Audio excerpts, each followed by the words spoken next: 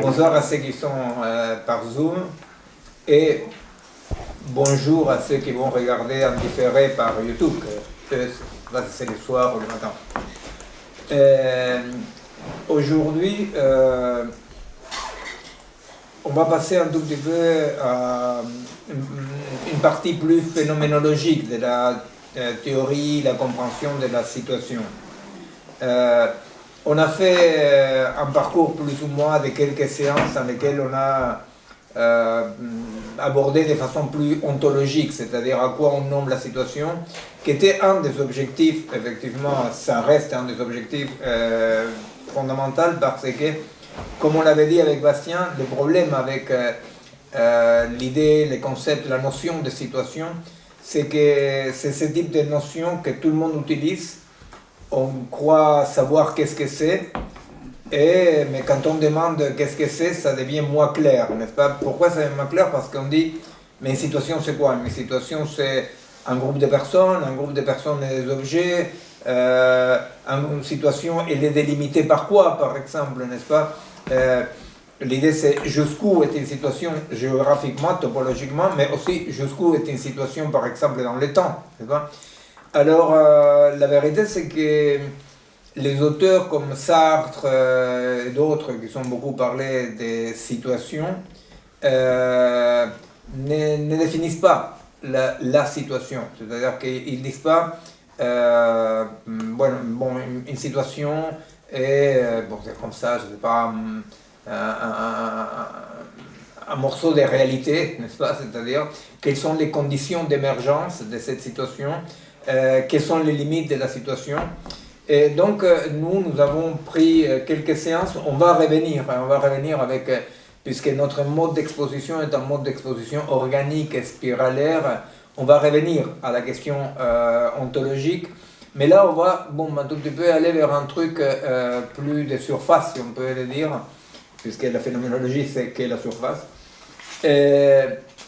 On va parler un tout petit peu des situations, mais déjà dans le sens plus classique, c'est-à-dire comment les différents auteurs et comment nous pouvons identifier une situation, une fois que, je vous rappelle justement, que nous avons défini la situation par rapport à l'universel, par rapport à la dispersion individualiste, on a défini la situation ontologiquement comme ce qui va émerger comme effectivement une monade de réalité. On a défini la situation comme ce qui nous permet de penser et agir de façon désubstantialisée, c'est-à-dire on disait une situation est une unité organique, alors on a défini l'organisme. On s'est un tout petit peu différent, on a beaucoup utilisé pour cela Match et Whitehead, non? Et on disait que, même pour expliquer ce qui va émerger, ce qui existe, la réalité, on a expliqué effectivement que pour des auteurs comme Whitehead, il va définir l'existant comme, dans le sens lourd, dur. Il va dire ce qui existe comme des failles dans les continuums spatio-temporels, mais ce qui va passer à l'existence, parce que vouloir se demander mais quel est le mode d'existence d'une situation veut dire tout bêtement quel est le mode d'existence de la réalité. Vous comprenez? C'est-à-dire la pensée de la situation implique une certaine conception ontologique et philosophique de qu'est-ce qu'est la réalité. Vous comprenez? C'est-à-dire que quand nous prenons la situation comme un nouveau socle, nous sommes en train d'abandonner la conception coloniale occidentale de la réalité comme l'universel qui s'est construit petit à petit à travers l'histoire, etc. On abandonne l'idée de la réalité physique concrète qui est là, n'est-ce pas? C'est-à-dire qu'on voit qu'on avait analysé et on avait présenté, je pense que pas mal, non?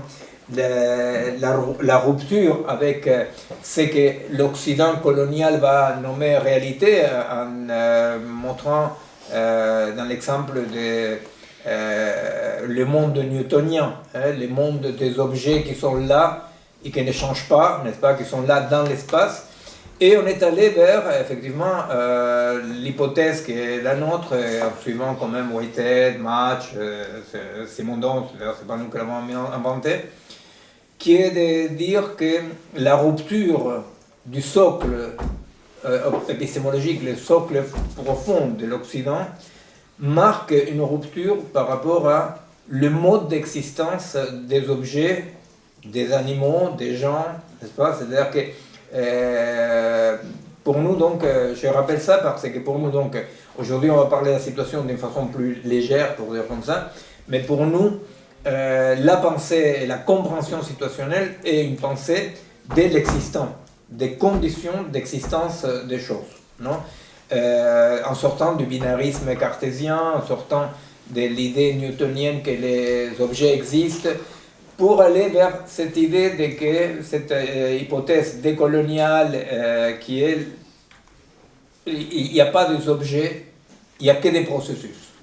Et les gestes que j'évoquais la dernière fois, et les gestes de la reliaison, n'est-ce pas, de relier ces objets qui apparaissent comme séparés, que ce soit le binarisme cartésien, fou, sage, homme, femme, animal, végétal, animal, humain, toute cette liste comme ça, cette taxinomie binaire cartésienne, tout à coup, nous avons dit, bon, ben voilà, la fin de ces mondes-là est la fin de tout un mode d'autoproduction du monde, que pour comprendre le monde, c'est extrait, n'est-ce pas? C'est-à-dire, c'est l'humain qui veut comprendre le monde, c'est extrait. Et la crise de 1900, la crise qui commence, la crise du début de la fin de l'Occident, et quand du coup, nous ne sommes plus en capacité de comprendre les processus du monde en isolant des objets, n'est-ce pas? C'est-à-dire que les liens s'imposent. Les liens s'imposent. Alors, les liens s'imposent. Alors, nous, on utilise beaucoup, et je le disais la dernière fois, on utilise beaucoup l'image de ce qui donne la physique quantique, la révolution, effectivement, épistémologique que c'était, parce que ça nous permet, par exemple, de comprendre que la réalité est un processus, n'est-ce pas? C'est-à-dire que même en ayant une vision très de surface, comme ça, de la physique quantique, on a cette idée de que la réalité sont des processus permanents, n'est-ce pas? Dans lesquels il y a condensation d'énergie pour qu'émergent des objets, etc. Donc la physique quantique, c'est ce qui a permis à l'Occident de tout à coup sortir du monde clos, newtonien, cartésien, pour retrouver les liens qui fondent. Effectivement, il existe toujours ce qu'on peut appeler un réalisme local. Ça veut dire qu'à niveau micro, non, à niveau petit, pour dire comme ça, pas micro, mais à niveau petit, les choses se comportent comme Newton le définit, n'est-ce pas? C'est-à-dire que cette table, elle résiste.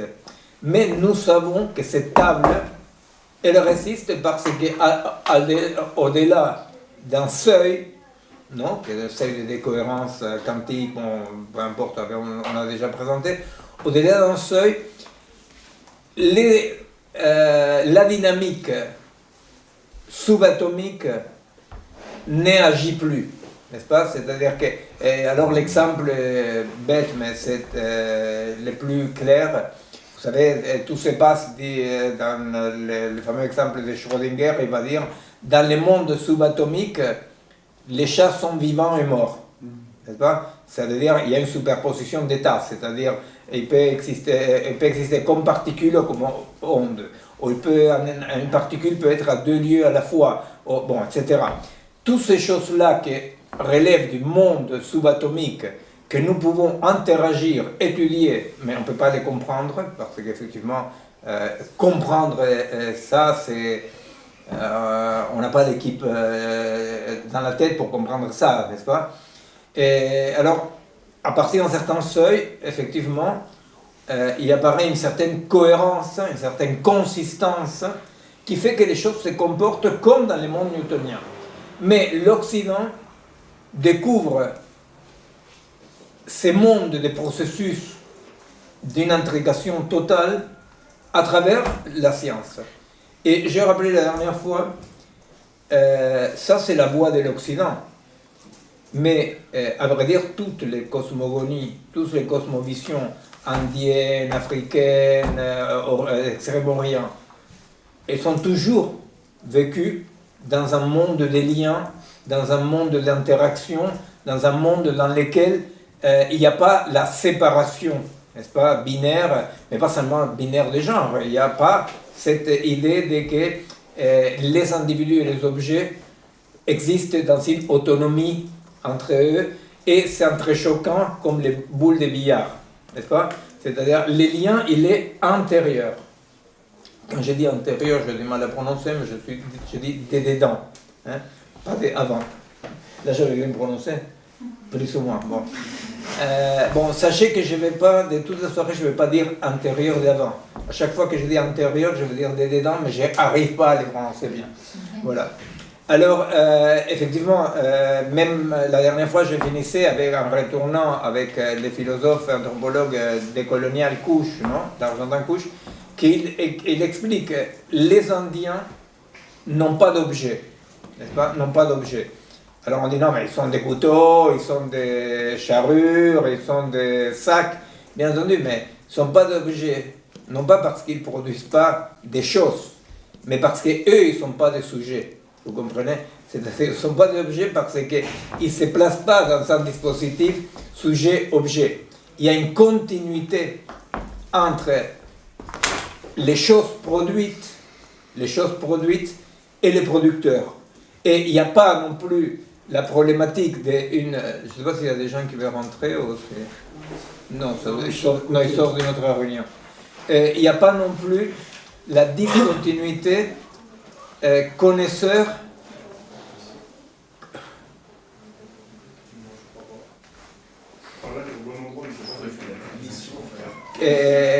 connaisseur objet connu, n'est-ce pas? Alors vous voyez bien comment pour l'Occident ça reste quand même très compliqué de penser, quoique en 1660 Spinoza il va expliquer ça. Spinoza va expliquer que la connaissance est l'émergence d'une nouvelle dimension, non, d'une nouvelle dimension dans laquelle les connus et les connaissants émergent dans une unité, n'est-ce pas? Bon, Spinoza explique ça tout à fait en contre-courant de l'Occident. Mais pour nous, c'est très compliqué, parce qu'on est absolument un produit construit dans un fonctionnement qui nous fait croire que nous sommes chacun des individus séparés. Et c'est à la fois, rien ne va plus de l'Occident, parce qu'on voit bien que si nous continuons à penser en termes newtoniens d'une séparation ontologique substantielle, par exemple, seulement pour penser des astres écologiques, rien ne va plus. Vous comprenez? C'est-à-dire que tout à coup, on se rend compte, mais c'est drôle cette difficulté qu'on a en Occident de comprendre la non-séparation. Par exemple, moi je me souviens, quand j'ai commencé à étudier médecine il y a 3 siècles, qu'on étudiait tranquillement en biologie, on étudiait les cycles de charbon, par exemple. Charbon, on dit au carbone, comment on dit? Carbone. Et comme ça, j'apprends les Français. Les cycles de carbone. Non, les cycles de carbone, je me souviens très bien que tu es là, tu étudies les cycles de carbone en première année, et tu étudies effectivement et ton corps, et ta respiration, et l'atmosphère, et la terre, et les vers de terre qui vont te bouffer, n'est-ce pas? C'est-à-dire, il t'explique cette liaison. Tu étudies ça, et tu continues à te vivre comme un individu isolé, chose qui est très compliquée, vraiment. Et vous voyez, c'est ce type de savoir, c'est pas qu'on ne savait pas, c'est ça que je suis en train de dire, vous comprenez? C'est pas que les Occidentaux ignoraient qu'il y avait des cycles comme le cycle de carbone, le cycle d'hydrogène, tous les cycles, n'est-ce pas? Qui sont des cycles dans lesquels, effectivement, nous, en tant que corps, on est des morceaux, non? De ces liens, des morceaux, des liens, comment on dit, qu'est-ce qu'il y a? Des anneaux? Des chaînes, vraiment. des maillons, alors c'est un autre mot, mais c'est pas grave, ça va revenir. Des segments.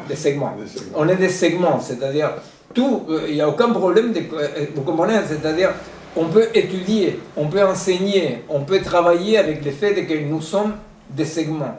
Et pourtant, l'Occident a abordé l'idée que les vivants sont des segments des processus intriqués seulement quand le désastre de l'Anthropocène, non, a fait rappeler que les gestes galiléens pour connaître, j'isole avec un exercice de pensée, n'est-ce pas, une expérience de pensée, j'isole des éléments comme s'ils pouvaient être isolés, que ceci avait une limite. Et cette limite-là, ce n'était pas une limite de connaissance, c'était une limite catastrophique.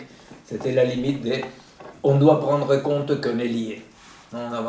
Et effectivement, ce qui est drôle, c'est que pour n'importe quel compatriote argentin, Mapuche, Quechua, Aymara, l'effet que tout ce qui existe sont des plis, des dynamiques et des processus. Bon. Alors, donc, nous sommes allés jusque-là pour dire qu'effectivement, la conception de l'existence désubstantialisée est une conception dans laquelle les processus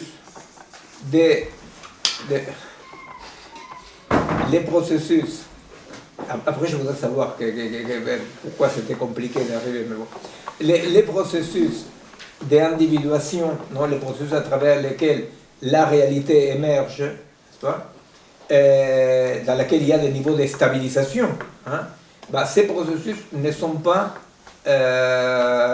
et pour cause, séparés, n'est-ce pas. Ces processus opèrent par bloc, pour dire comme ça. Et c'est ce que Whitehead dit, quand il dit, en commentant Héraclite, c'est pas la permanence, la continuité du devenir, non? C'est pas la continuité du devenir dans le sens que, vous savez, c'est les fleuves qui, en continuité, devient.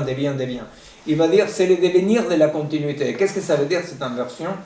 Whitehead va dire, c'est vrai que tout est processus, c'est vrai qu'on ne peut pas trouver des stabilités en soi, mais il va dire, le devenir agit par bloc, par monade, atomique, va dire lui.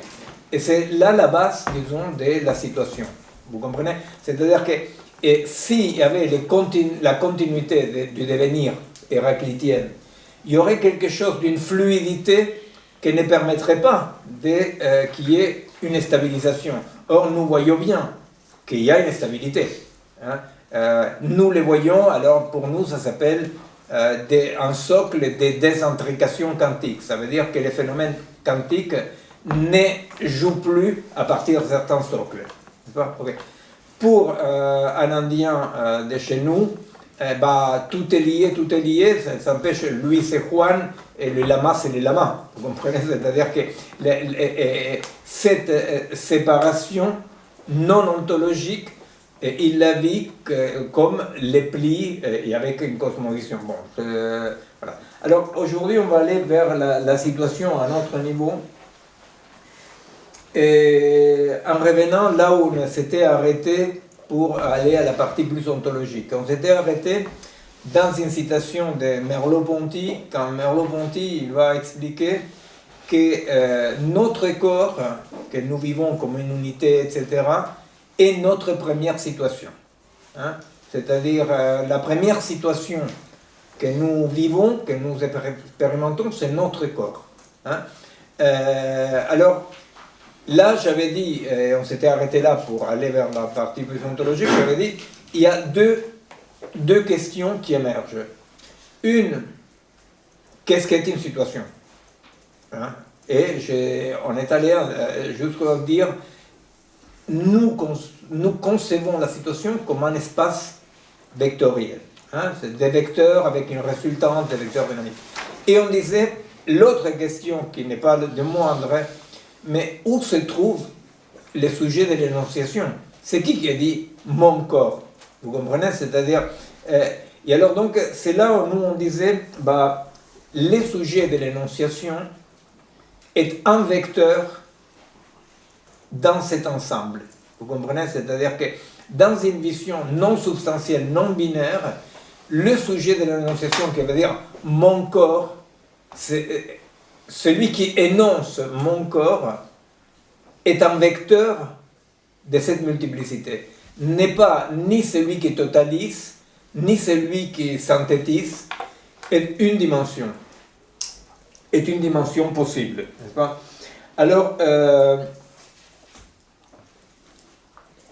on disait qu'il y avait une grande différence dans ce que Whitehead, Omatch, Simondon, tous les trois, hein, quand ils parlent d'individuation, non, l'émergence des objets, l'émergence des êtres, ils ne font pas de différence qualitative entre les êtres qui vont émerger. Non pas qu'ils ne disent pas qu'il y a du vivant et pas du vivant, mais ils ne font pas une différence fondamentale. Et ça, c'est dans notre philosophie de l'organisme, puisque nous revendiquons notre philosophie comme philosophie de l'organisme, c'est vrai que nous, on va dire, attention, parce que pour nous, oui, il y a une différence fondamentale entre les entités organiques dont nous faisons partie, non, et les agrégats. Ça, c'est un point très important. On va revenir quand on va parler de rapport avec les artefacts, avec l'algorithme, le monde algorithmique. Mais c'est vrai que nous faisons une grande différence parce que l'unité organique est nous disons, une situation est une unité organique. Une situation est une unité organique. Ces problèmes, vous comprenez, quand on part dans la grande crise, dans des grandes crises, comme celle de 1900, tout à coup, la question c'est, mais qu'est-ce que sont les choses? Vous comprenez? C'est comme une crise de taxinomie. Tout à coup, on les voit bien, par exemple, quand d'une façon plus sociale et politique, on questionne le binarisme des genres. Qu'est-ce qu'on est en train de questionner quand on questionne le binarisme?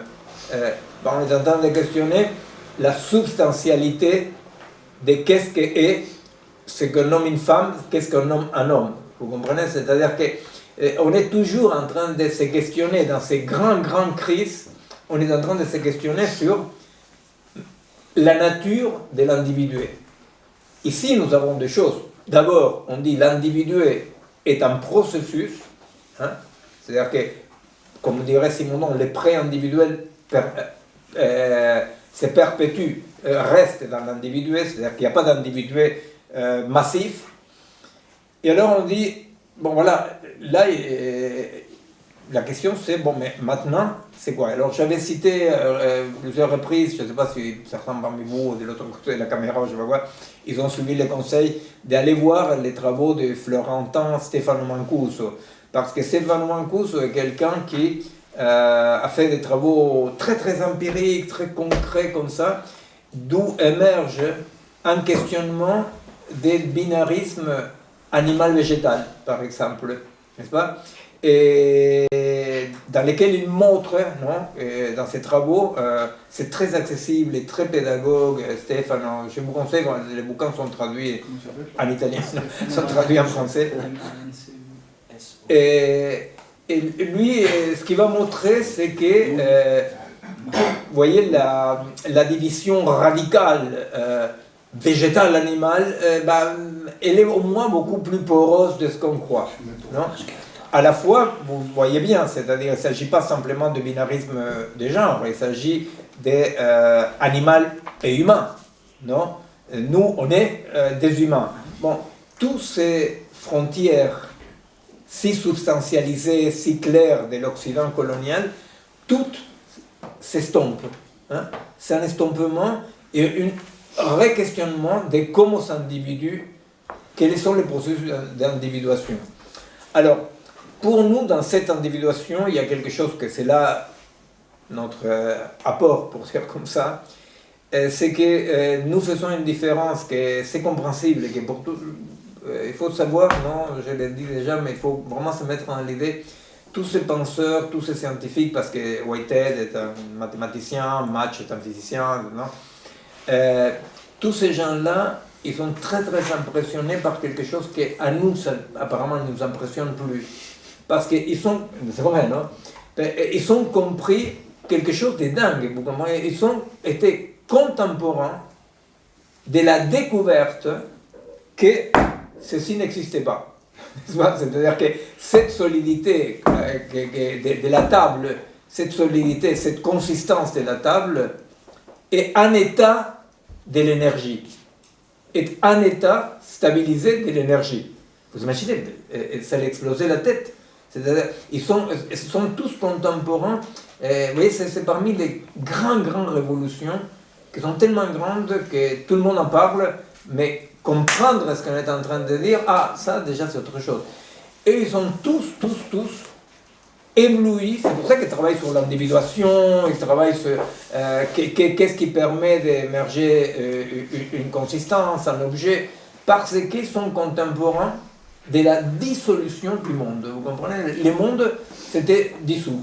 C'est-à-dire, la matière était un état de l'énergie, un état plus ou moins stabilisé de l'énergie. C'est ce que Deleuze, non, un tout petit peu plus tard, mais à peine plus tard, hein, va faire la différence entre les virtuels et les actuels. Hein. Et les virtuels, c'est justement cette énergie pure, non, c'est sans forme pure, duquel émergeront toutes formes.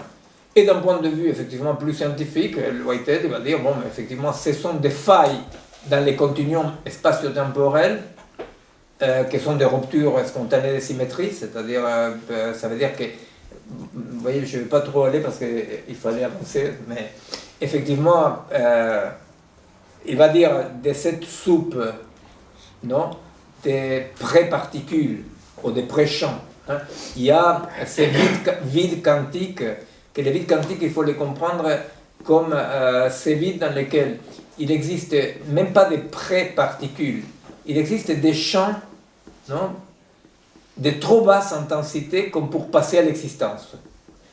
Alors ils sont dans une sorte d'équilibre thermodynamique.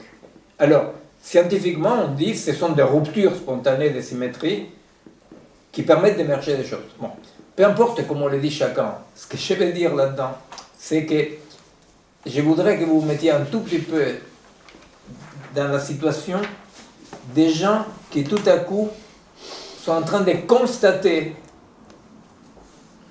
que les mondes solides des objets dont ils font partie n'est ni solide, ni stable, ni substantiel. Vous comprenez?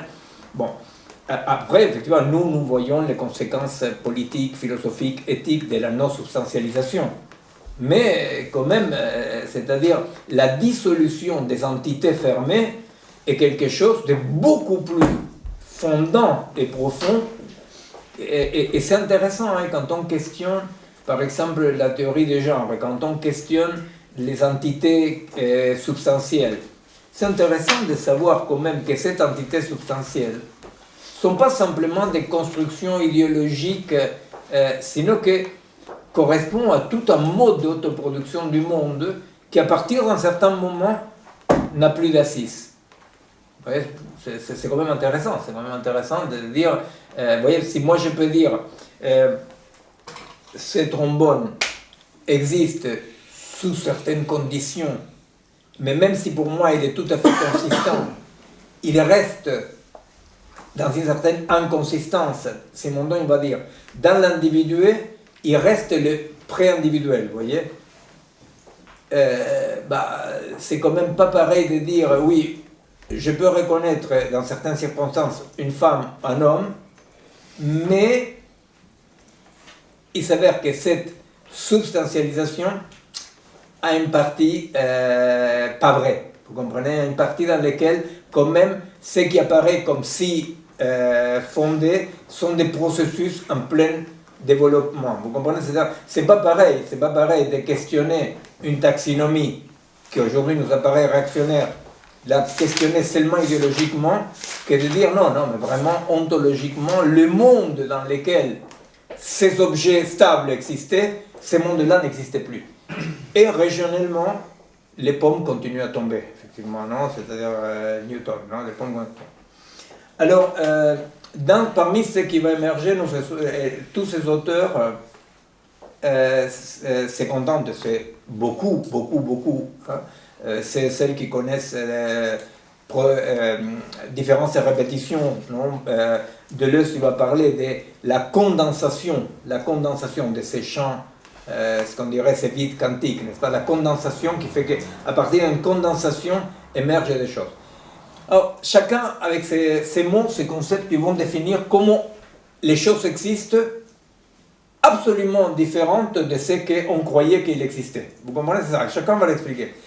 Dans cette préoccupation, bien entendu que tous ils font la différence entre les vivants et l'inerte, mais ils ne développent pas ça. Il n'y en a aucun d'eux qui trouve que ça c'est central. Ça c'est notre rapport. Hein? Si on doit dire, mais nous sommes qui?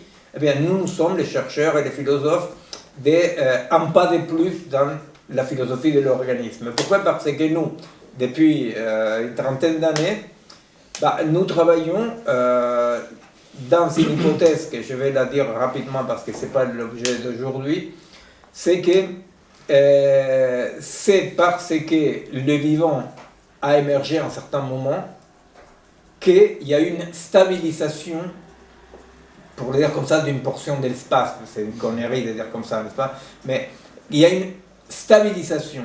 C'est-à-dire que ce que nous disons, c'est que, et que ce qu'on avait écrit avec Bastien dans la singularité du vivant, on disait, le vivant, parce qu'il est découpé, n'est-ce pas? Parce qu'il est fini, hein?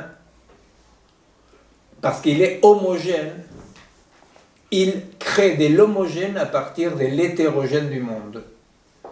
Deleuze ne dit pas autre chose dans la répétition. La répétition, c'est ça, hein, pour Deleuze.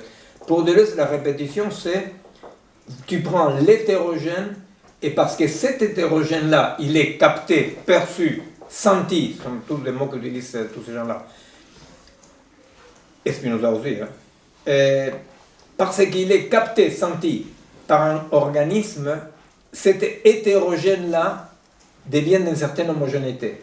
Mais l'organisme lui-même, il est, lui, produit par le devenir homogène des multiplicités. Vous comprenez?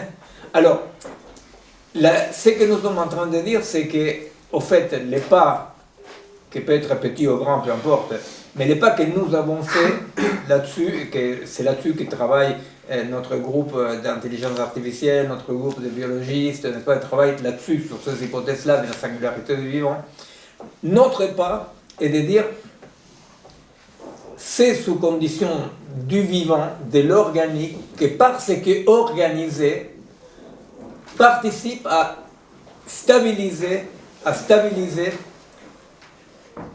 l'ensemble de l'existant. Vous comprenez? Alors, je vais aller beaucoup plus loin, c'est quelque chose qu'on a beaucoup travaillé avec Bastien dans un bouquin qui s'appelait Les nouvelles figures de l'agir.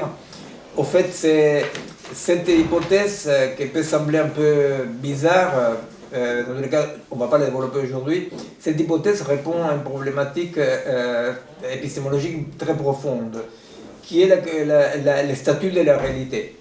Hein?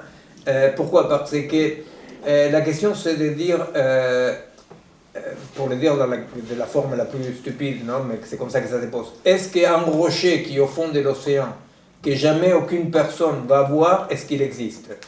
Et alors il y a toute la discussion, existe, n'existe pas, n'est-ce pas? Moi je viens moi-même de toute la tradition des Varela, dans lesquelles Enacté, etc. Bon. Et dans ce que nous disons, c'est il existe une stabilisation d'une sorte de frange, non? Qui fait qu'à vrai dire, de par l'activité même du vivant, que nous concevons comme un champ biologique, hein, ce n'est pas des vivants, le champ biologique, de par l'émergence du champ biologique, il y a une stabilisation aussi des agrégats. Vous comprenez? Ça veut dire que, oui, le rocher que jamais personne va voir, personne ou une poisson ou une amibe, hein, c'est-à-dire le rocher qui est au fond de l'océan, aucun être vivant va percevoir, oui, il existe parce que l'action de l'organique, n'est-ce pas, l'action de ces champs biologiques a été de stabiliser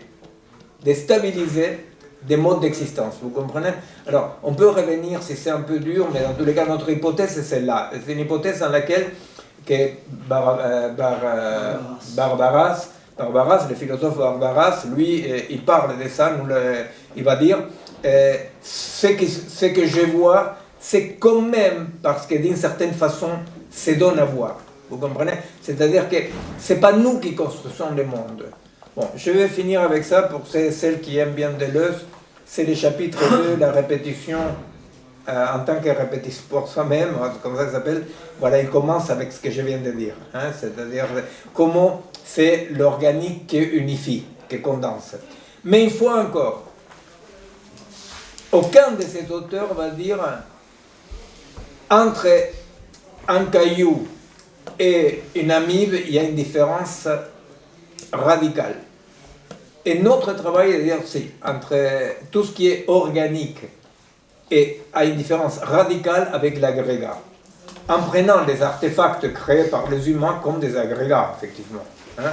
Alors, et là, du coup, tu citais Barbaras, etc. Est-ce que, du coup, tu dirais que ce que vous essayez de faire, c'est de donner un support biologique à la phénoménologie, d'une certaine manière, ou pas?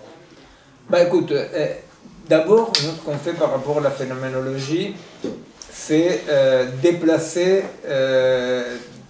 du centre, du lieu qu'occupe la conscience, on met le vivant. Le vivant. Mais l'organique, par rapport à ta question, si bien tout le vivant est organique, pas tout l'organique est vivant. Tu vois, par exemple, la langue est une unité organique. L'urbanisme est une unité organique. Que nous avons appelé avec Bastien, les mixtes. Pourquoi les mixtes? Parce que ce sont des entités qui fonctionnent comme des organismes, mais ne sont pas autopoïétiques, ne sont pas autonomes. Ils dépendent que les individus soient là, sinon c'est une langue morte. Non? Alors, effectivement, nous mettons au cœur l'organisme, l'unité organique, en sachant que c'est pour ça qu'on parle des champs biologiques. Non? Donc, c'est pas du tout un biologisme, hein, parce que la vérité, c'est que dans la majorité des biologistes, n'ont pas une vision organique du vivant. Non, ne serait-ce que pour ça, l'immense majorité des biologistes, ils ont une vision bottom-up de biologie moléculaire, que le vivant apparaît mécaniquement de bas vers le haut en se complexifiant. Tu vois? En tant que nous avons une vision organique, bon voilà. Alors, voilà, ça c'est pour dire. Alors, le dernier mot par rapport à ça, c'est que les modes d'unification des agrégats dans lesquels rentrent des artefacts, et les modes d'unification des organismes dans lesquels rentrent les mixtes, comme je viens de dire, est tout à fait différent. L'agrégat est soumis aux lois de la mécanique pure, hein? C'est-à-dire action, réaction, résistance, n'est-ce pas? Et les rapports qui sont les parties qui composent un agrégat est un rapport de continuité par contiguïté. Ça fait plus d'1 an qu'on travaille avec les laboratoires d'intelligence artificielle, non, sur la question des contiguïtés et continuité. C'est-à-dire, ça peut sembler tout bête, mais c'est fondamental, parce que, effectivement, l'histoire, c'est que même dans les appareils les plus sophistiqués, les programmes les plus sophistiqués, la continuité continue à être par contiguïté. Vous comprenez? En tant que les propres de l'organisme, c'est qu'il y a une continuité entre les parties qui les composent qui n'a pas besoin de la contiguïté. Alors ça, c'est tout le monde reprend, et nous aussi, Kant dans la critique de la troisième critique, dans laquelle il définit l'organisme comme cette entité dans laquelle chaque partie est pour et par l'autre. Et alors on s'avère que les Italiens sont emmerdés parce que ça n'existait pas, de dire pour et par l'autre. Alors on dit, comme on dit per et tramite l'altro. Non, je ne sais pas si c'est comme ça, mais on pourrait dire per e tramite l'altra. In vista di a causa di. A causa del. C'est, non sais. On verra si c'est la bonne traduction. Et, alors, dans tous les cas, c'est pour et par l'autre. Alors, pour vous faire une idée de qu'est-ce que ça signifie ça. Ça signifie un sacré truc, parce que jusqu'à une pensée de l'organisme, une continuité sans continuité, c'était la magie. C'est-à-dire, une continuité sans continuité, c'était la magie. Parce que si nous restons cartésiens, newtoniens, non, il faut une continuité des processus qui explique la chaîne causale. Non, s'il y a une continuité sans continuité, ben c'est la magie. Bon, effectivement, ce n'est pas la magie, mais c'est le mode d'auto-organisation de la matière, c'est un mode d'auto-organisation particulier de la matière, que Prigogine va nous donner la porte ouverte scientifique quand il a expliqué qu'est-ce que sont les structures dissipatives. Que c'est, pour le dire rapidement, c'est là où il existe des processus de négantropie, c'est-à-dire des émergences de l'ordre. Hein? Alors, effectivement, l'entropie générale des systèmes reste positive, mais Prigogine, c'est le premier qui a scientifiquement montré, il y a eu plusieurs qui ont avancé des choses, il n'y a pas que lui, mais bon, c'est lui qui va porter les noms, va montrer qu'il existe des modes d'auto-organisation de la matière qui, loin de produire mécaniquement de l'entropie, hein, la perte d'énergie, hein, l'énergie qui se dégrade vers la chaleur, au contraire vont produire de l'ordre. Hein? Bon. Alors, bon, voilà, pour nous, les organismes sont des organismes qui correspondent à un certain type de structures dissipatives. On coupe là parce que sinon Bastien va me punir. Parce que je ne suis pas entré dans ce qu'il fallait entrer. J'ai commencé à entrer, non? Oui, mais tu t'es arrêté. Arrêté un moment, d'accord. Okay. D'accord. Bon. Alors donc, nous faisons une grande différence par rapport à organismes et agrégats. Hein, une grande différence entre agrégats. Et nous disons, ni plus ni moins, que c'est parce qu'il y a eu l'émergence des entités auto-organisées qu'il y a une stabilisation de la réalité. Vous voyez? De la même façon que parce qu'il y a une décentrication quantique, il y a une stabilisation des objets, parce qu'il va émerger un mode d'auto-organisation de la matière organique, qu'il y aura une stabilisation des systèmes. Bon, tout ça pour dire que pour nous, une situation, justement, et cette unité ontologique, non, mais si je disais juste au départ, après dire, si je disais bonsoir, une situation est une unité organique, tu vois, ça aurait été un peu ardent. Alors, effectivement, nous disons une situation, nous nommons situation à ces unités organiques autoproduites, hein, qui doivent les caractères de rester égales à elles-mêmes au fait d'en permanence changer et se autoproduire. Hein? C'est ce qu'on nomme la mémété, l'effet d'être même. Hein? Un agrégat reste même tant qu'il garde ses parties extensives, qu'on appelle.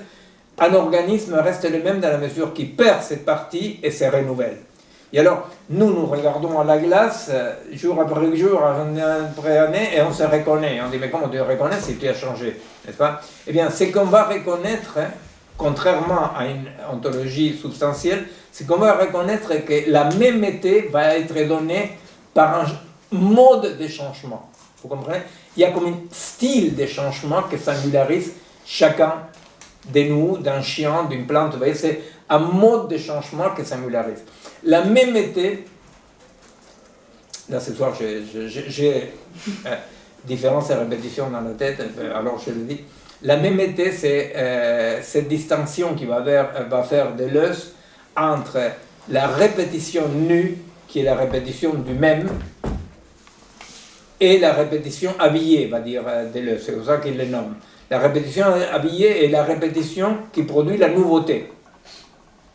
Alors la mémété d'un organisme ne fait pas toujours le même. La mémété, le fait d'être le même, est dû à qu'en permanence produit la différence. Vous comprenez? La répétition produit la différence. Bien. On va arrêter là parce que c'est la différence aussi qui produit la répétition, mais on arrête là. Bien. Alors, nous, on revient à Merleau. Merleau-Ponty, comme disait Sartre, non? Merleau-Ponty.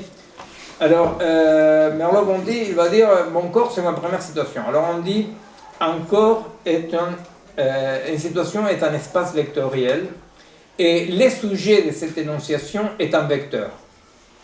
Mais de quoi est-il fait cet espace? Vous voyez, un espace vectoriel, c'est un espace restreint dans l'espace, une portion d'espace restreinte, dans lequel une série de vecteurs interconnectés produisent une résultante, et à la fois sont produits par la résultante. Vous voyez, c'est-à-dire qu'ils produisent une résultante, mais la résultante à la fois fait partie de chacun d'eux. Hein, c'est-à-dire... Alors, cet espace vectoriel, il est fait. Qu'est-ce que sont les vecteurs? Quelles sont les multiplicités qui constituent mon corps? Eh bien, les multiplicités qui constituent mon corps sont des éléments et des parties, on peut dire.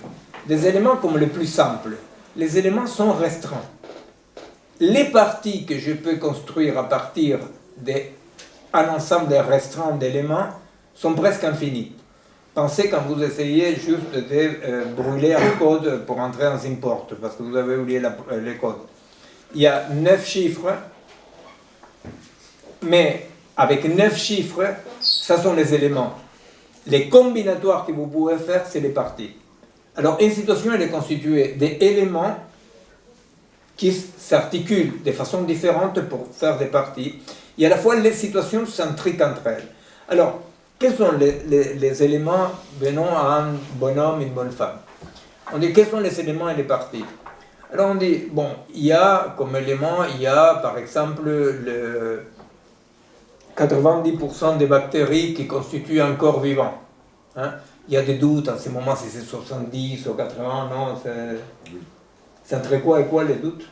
Je crois que c'est plus proche de 60 que 90. Ouais. Bon, d'accord.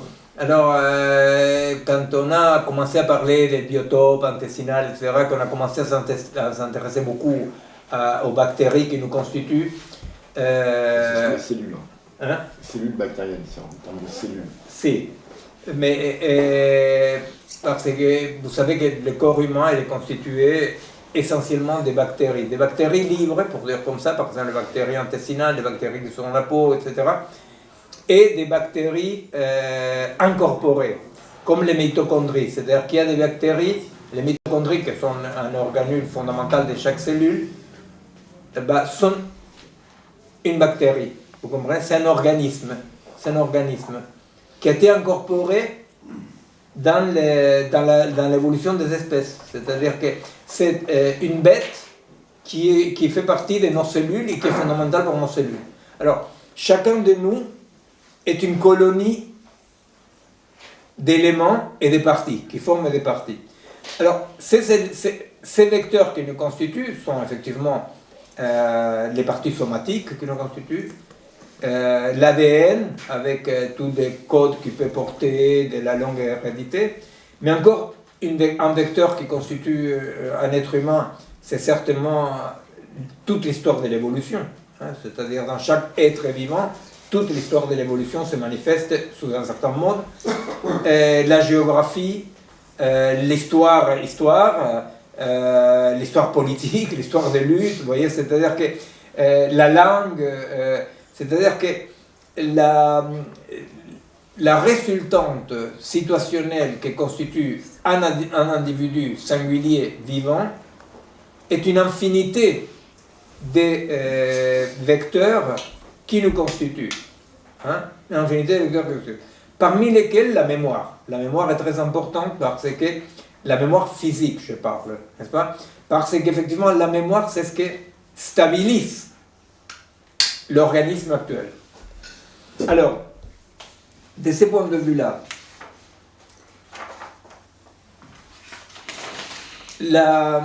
nous disons, par exemple, si on simplifie un peu la chose, hein, on dit quels sont les éléments et parties qui constituent Jean-Pierre. Alors on dit, bon, Jean-Pierre, il est européen, il est mâle, il est, je ne sais pas, bon, on donne quelques vecteurs comme ça qui les constituent. Mais on donne aussi des vecteurs culturels, par exemple. Il est musulman, juif, chrétien, athée, il est latino-américain, français, vous voyez.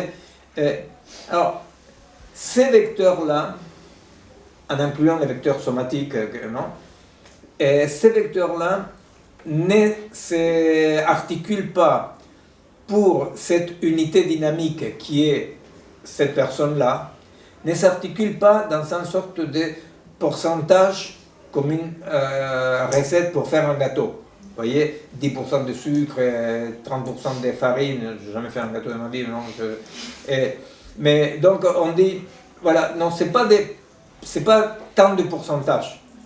Ce qui est la particularité de chaque être organisé, c'est qu'il est 100% chacun de ces éléments-là. Vous comprenez? C'est-à-dire que ce n'est pas un mélange savant, ou pas savant, je sais pas, un mélange pourcentuel dans lequel, par exemple, on pourrait dire écoute, moi je suis 30% un homme, 20% argentin, et tu sais, pour moi, l'effet d'être né à Buenos Aires, ça fait quand même très important, donc on va mettre 50%. Bon, ouais, non, c'est pas comme ça. Les modes d'appartenance dynamique des vecteurs qui constituent un organisme vivant, et comme ça, sont à chaque fois, c'est 100%. Vous comprenez? C'est 100% de tout. Parce que chaque vecteur est 100%. Sans oublier que chaque vecteur est constitué d'une multiplicité de vecteurs, etc. Alors, ceci nous mène à un point qui est le fait de quel est notre rapport entre les éléments qui nous constituent et notre identité. Et là, on va parler plutôt socialement. Par exemple, je dis, je suis argentin. Vous ne pouvez pas savoir quel bonheur c'est d'être argentin. Mais bon, ça, ils sont des côtés. Et surtout si vous êtes de Buenos Aires, mais alors là, vous sentez vraiment... Tous les autres se trompent, vous êtes les peuples élus. Mais bon. Alors, je dis, je suis argentin de Buenos Aires. Alors pour moi, effectivement, comme pour tous les porteños, comme on s'appelle, c'est très important d'être argentin de Buenos Aires. Alors je dis, cet élément-là, être argentin de Buenos Aires, je le partage avec quelques millions de couillons. Par exemple, qui sont votés Milei, vous voyez. Il y a des flics, il y a des militaires, il y a des banquiers, ouf, pire encore, vous voyez. Parce que bon, s'il n'y avait pas les banquiers, les flics et les militaires, ils seraient au chômage. Et alors donc, on dit, mais alors tout à coup, grosse déprime, vous voyez, c'est une chose c'est être à Paris en écoutant du tango dans mon fauteuil club, et dire, ah, moi que je suis argentin, de Buenos Aires, et autre chose c'est quand j'arrive à Buenos Aires, je vois tous les autres connards, non? Je dis, ah voilà, non attendez, je suis saxophoniste, vous voyez, et tout à coup je dis, non, d'accord, mais moi je suis saxophoniste, vous voyez, c'est-à-dire... Et là, vous voyez tous les camés, là, et vous dites, non, saxophoniste, non, quand même. Bon. Et alors, la question, c'est une question très importante, mis à part toutes les conneries que je raconte. C'est une question très importante parce que l'élément partagé, c'est pas ce qui va créer le commun. Vous comprenez? L'élément qu'on partage, on est 100% chaque élément, mais l'élément que je partage, c'est pas ça qui va créer le commun. Le commun est toujours un agir à partir de la donne. Vous comprenez? La donne, c'est ce qu'on a, voilà, argentin, mec, je sais pas, papa, saxophoniste, voilà. Mais à chaque fois que j'essaie de créer du commun à partir de la donne, l'élément donné, la seule façon que j'ai de créer du commun à partir de la donne, c'est la guerre. Pourquoi? Parce que, comment je fais pour dire « nous les Argentins » il faut être très con pour dire « nous les Argentins ». Eh bien, nous les Argentins, les militaires, à l'époque de la dictature, ils ont réussi des fois à dire « nous les Argentins ». C'était la dictature, ils massacraient tout le monde. Et voilà la stupidité humaine, majoritairement mal, mais bon, pas que, le football. C'est incroyable, moi à l'époque j'étais en tôle, il y a les Coupes du Monde, et l'Argentine gagne. Voilà, l'Argentine gagne. Et je vois des copains, là, torturés, massacrés, et les gardiens criaient « Argentine, Argentine ». Bon, Il n'y avait pas des antidépresseurs, sinon j'aurais pris la boîte. N'est-ce pas? Parce que tu dis, mais Argentine, quoi tu parles? N'est-ce pas? Eh bien, cette unité imaginaire était donnée grâce au ballon, hein, c'est-à-dire le côté guerrier des merdes dans le football. Non? Les militaires, ils ont gagné 3 ans entre la Coupe du Monde et perdre toute cette unité guerrière. Et qu'est-ce qu'ils ont fait? Ils ont fait la guerre. Ils sont allés envahir les îles Malouines, ou Falkland, comme vous voulez. Alors, voilà, on est argentin. Bon, là j'étais en France. Et j'étais déjà, on m'avait donné un coup de pied au cul, et j'étais arrivé en France. Et il y avait des copains dans l'atoll qui donnaient leur sang pour les patriotes qui allaient conquérir la Falkland. Vous comprenez? C'est-à-dire qu'à chaque fois qu'on veut créer une unité à partir de la donne, parce qu'être argentin, c'est une donne passive. Vous comprenez? C'est passif. À chaque fois que j'essaie de construire une unité à partir de la donne passive, la seule possibilité, c'est la guerre. Et un exemple malheureux et bien actuel, c'est Israël. Quand vous prenez un juif arabe du Maroc, de la Tunisie ou de l'Éthiopie, et un juif russe de Moscou, de quoi, un juif ashkénaze de Paris, un juif séfarade de New York, et vous les mettez tout ça ensemble, n'est-ce pas? Eh bien, la seule façon que vous avez pour qu'existe une unité, c'est d'avoir un ennemi.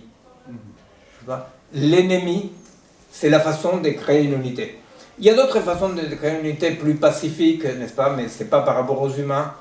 C'est que le tournant linguistique non, en France, c'est-à-dire cette idée de que tout est signifiant, etc. C'est par exemple de dire comment je peux nommer les trains de midi 45. Alors je dis, à la gare de l'Est, il y a un train de midi 45 qui part vers Reims. Vous pouvez constater. Il y a un TGV qui part à Reims à midi 45. Alors, un jour, vous arrivez, tous les wagons ont changé, mais c'est les trains de midi 45. Un jour, ils ont changé les wagons, la locomotive, c'est les trains de midi 45. Un jour, il part 1 heure plus tard. Alors, ils disent, mais le train de midi 45 est parti. Bon. Et un jour, il n'y a pas. Alors, ils disent, aujourd'hui, il n'y a pas les trains de midi 45. Donc, cette entité-là est une unité, qui est une unité, pour le dire, linguistique. Vous comprenez? C'est-à-dire qu'on va unifier de l'extérieur en créant une unité abstraite qui s'adresse à une éventuelle unité matérielle, même si elle peut ne pas exister, l'unité abstraite reste, les 30 de midi 45. Bon. Le seul mode d'unification interne ça va, intérieur, non? Le seul mode d'intégration intérieur autoproduit, c'est l'organisme. Vous comprenez? C'est là la particularité de l'organisme, c'est qu'un organisme, c'est auto-organisme. Bien. Alors, ces éléments, qui sont à chaque fois 100%, les rapports qu'on a avec ces éléments, non, les éléments qui nous constituent, ce n'est pas un rapport avec ceux qui partagent cette donne. Alors, c'est un rapport avec quoi? Ben, c'est un rapport d'intimité. Vous voyez, c'est un rapport profondément d'intimité. C'est-à-dire que tous les éléments qui nous constituent sont des éléments que nous pouvons explorer, connaître, c'est les rapports qui nous constituent, comme dans le sens spinoziste, n'est-ce pas? C'est-à-dire, nous pouvons connaître les rapports qui nous constituent en pure intimité. C'est-à-dire, si moi je veux être dans un rapport avec mon argentinité, pour peu que ça peut dire quelque chose, eh bien, ce rapport avec mon argentinité, je ne peux le trouver que dans l'intimité de ce que ces éléments-là argentins me constituent. Vous comprenez? C'est-à-dire, et si je veux créer du commun, eh bien, les communs ne se constituent jamais à partir de la donne. Les communs se constituent à partir des projets communs, hein, et les communs est toujours action. Les communs est toujours action. Je vous rappelle que même pour celles qui se rappellent de Karl Marx, et que même Marx, quand il va à définir la classe sociale, il ne dit pas que le fait d'avoir en commun, le fait d'être ouvrier, suffit pour être dans la classe. Et il va faire une différence, il va dire, il y a la classe en soi, et la classe en soi, c'est une série éparse. Et la classe pour soi. Et la classe pour soi, c'est une classe dans laquelle certains ouvriers partagent un projet commun. Vous voyez? Alors, nous sommes, ça c'est quand même un élément très important parce que effectivement,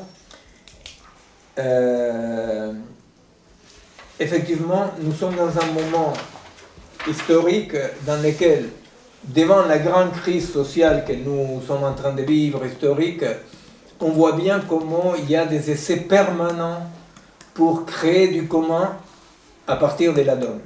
N'est-ce pas? Alors, tout commun créé à partir de la donne ne peut être que contre quelqu'un. Hein, c'est-à-dire, parce que les éléments que je partage avec les autres ne suffisent pas pour créer des communs. Juste un point, Miguel, je ne sais pas si tu l'as dit ou pas, mais c'est qu'effectivement la résultante, le 1 multiple qui unifie, et pas un vecteur de plus qui viendrait depuis l'extérieur donner une cohérence à l'ensemble des vecteurs qui nous constituent. La résultante, elle s'exprime à l'intérieur, depuis l'intérieur de chacune des dimensions dont nous sommes 100%. C'est pour ça que si on partage effectivement un même vecteur comme le fait d'être argentin avec 10 millions d'autres, évidemment ça ne détermine pas une trajectoire commune avec tous les autres. C'est pour ça que, par exemple, être convoqué par sa nationalité en 1940 dans la France de Vichy pouvait soit donner lieu à la production d'un résistant ou d'un collabo. C'est parce que la résultante, elle s'exprime depuis l'intérieur de chaque vecteur et non pas comme un vecteur de plus qui de surcroît serait supérieur aux autres vecteurs. Oui, moi j'ai beaucoup dessiné la résultante au tableau, alors je ne vais pas encore faire la résultante. Vous savez un tout petit peu vous faire une idée ou de vous rappeler qu'est-ce que c'est une résultante d'un parallélogramme de force, non? Qu'on apprend, je ne sais pas, en troisième, peut-être, non? Non, plus tard? Ouais, plus tard. Hein? Oui, plus tard, je pense. Beaucoup plus tard?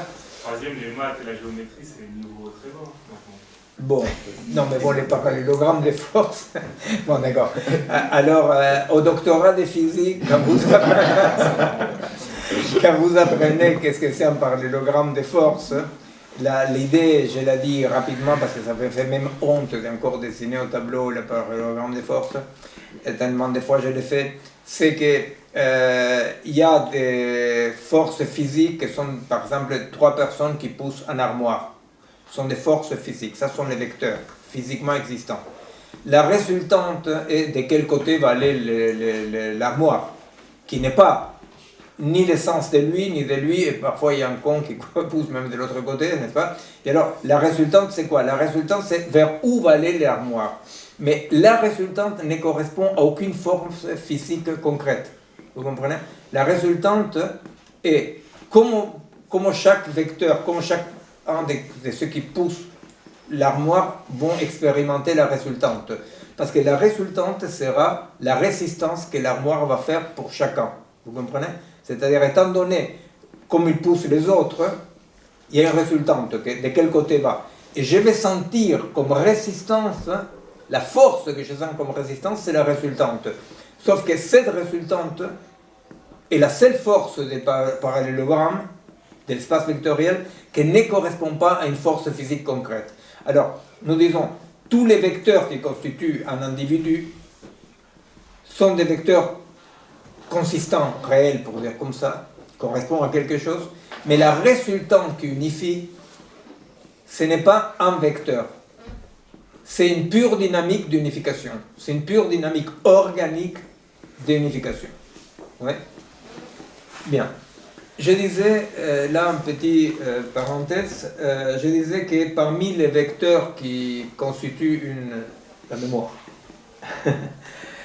parmi les vecteurs qui constituent, parce qu'aujourd'hui on voudrait arriver à commencer un point important, après je reviens avec la mémoire, mais un point important c'est que la situation pour nous, devient ce qui va prendre la place de, pour le dire comme ça, le sujet agissant, l'agent qui agit, n'est-ce pas? C'est-à-dire, si ce n'est pas l'histoire, si ce n'est pas la classe, si ce n'est pas l'individu, on dit, qu'est-ce qui agit?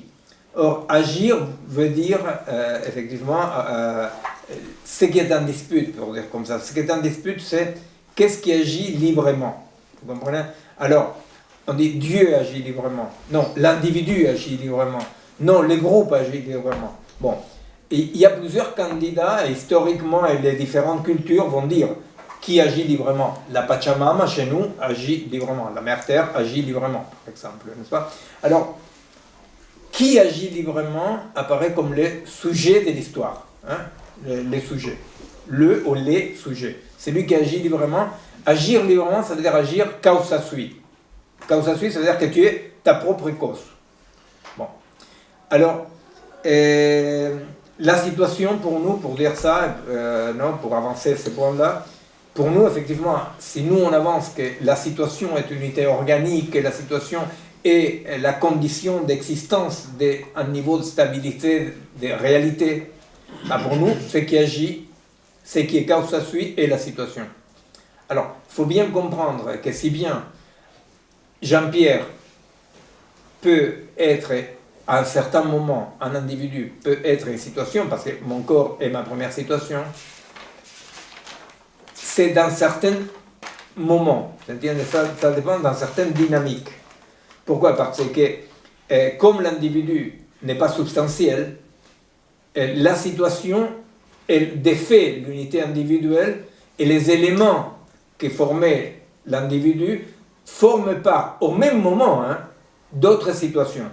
Vous comprenez? C'est-à-dire que les éléments et les parties qui me constituent en tant que corps, ces mêmes éléments et parties, au même moment, c'est pas après ou avant, au même moment font partie et sont éléments d'autres situations.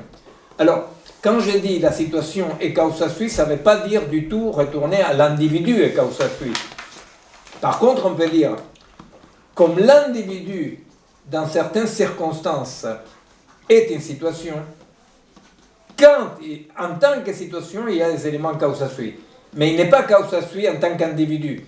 Il est causa sui en tant que multiplicité agencée, mais en permanence, les éléments et les parties qui composent l'individu, agencés avec d'autres éléments et parties, constituent d'autres situations.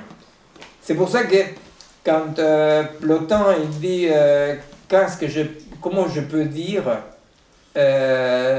ceci dépend de moi.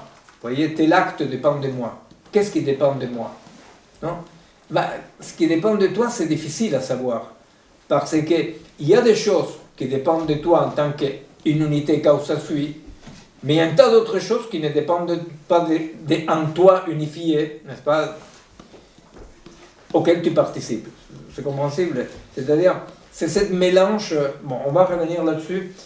Dans tous les cas, les derniers éléments que je voulais aborder par rapport aux éléments qui nous constituent en tant qu'individus, c'est la mémoire. La mémoire, c'est très très important parce que les situations sont des situations qui peuvent par exemple être très éphémères. Je ne sais pas, apercevoir la beauté, par excellence, en philosophie, c'est ce qu'on donne comme une situation éphémère. C'est-à-dire, la beauté n'est pas ni dans l'objet, ni celui qui regarde, émerge, non, comme une expérience, comme une dynamique. Pas? Et c'est éphémère. Pas? Une situation peut être éphémère parce que tout à coup, entre deux entités, émerge une troisième entité qui est aussi une situation. Alors, une situation a une durée différente. Une situation a une durée différente. Une espèce est une situation étendue. Chaque espèce est une situation étendue. Une situation qui se prolonge dans le temps. De la même manière que chaque corps est constitué de cellules, restons au niveau des cellules. Alors, ces cellules doivent mourir en permanence pour que l'unité corps existe. Le corps meurt quand les cellules arrêtent de mourir. C'est-à-dire, quand les cellules arrêtent de mourir et se renouveler, arrêtent de mourir, le corps meurt. Voyez? Bon, l'espèce, dans ce sens-là, l'espèce est un certain mode de situation parce que l'espèce aussi se manifeste à travers les individus qui la composent, mais ces individus sont aussi des parties qui doivent mourir pour que l'espèce se prolonge.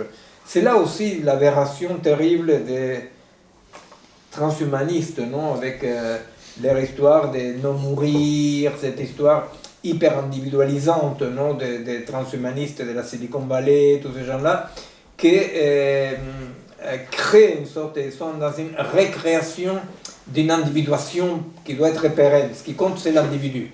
Hein. Ou sinon, c'est bon, c'est Madame Thatcher quand elle dit la société n'existe pas, il n'y a que des individus. N'est-ce pas? Imaginez-vous si nous on transpose ça à dire l'individu n'existe pas, il n'y a que des cellules. Hein, bon, ah bon, il y a des cellules. Non, oui, il y a des cellules, n'est-ce pas? Mais même dans cette cyclicité, n'est-ce pas? Cette fâcherie qui a eu l'Occident toujours avec la mort, non? Cette fâcherie que vous savez, de façon très différente, toutes les autres cultures, ils sont en rapport beaucoup plus pacifié avec la mort, hein? C'est-à-dire, il y a des cycles, je ne pense pas, il y a des gens qui meurent très pacifiés, n'est-ce pas? Et d'autres qui ne veulent absolument pas, etc. D'accord? Il ne s'agit pas d'un vécu individuel, il s'agit de socialement et culturellement. Il n'y a que l'Occident qui est la société qui a eu un rapport si phobique envers la mort, non? Parce que comme il va se fonder sur l'existence centrale de l'individu, après moi les déluges, non? Après moi les déluges. Et on voit bien cette difficulté qu'a l'individu occidental à comprendre qu'il se prolonge dans la vie, non? Et que la vie est quelque chose auquel on participe en tant qu'unité, mais que personne n'a acheté la vie. Hein? On n'est même pas des locataires, on est des squatteurs, hein, de la vie. Hein? C'est-à-dire on est squatteurs de la vie. Et le fait que notre affaire, c'est que la vie n'est pas quelque chose de personnel. Alors c'est dénoncé qui semble bizarre, moi je travaille avec un groupe de psy, non? Et un axe de recherche, c'est ça, comment on fait de la psychopathologie quand on assume que la vie n'est pas quelque chose de personnel. Ou plus encore, plus c'est le personnel, moins est vie. Quelqu'un veut lire sans accent ce texte de Hadot sur Plotin. Toi, par exemple. Et puis, Rital, un Rital encore, je sais pas. Mais lis lentement. Hein.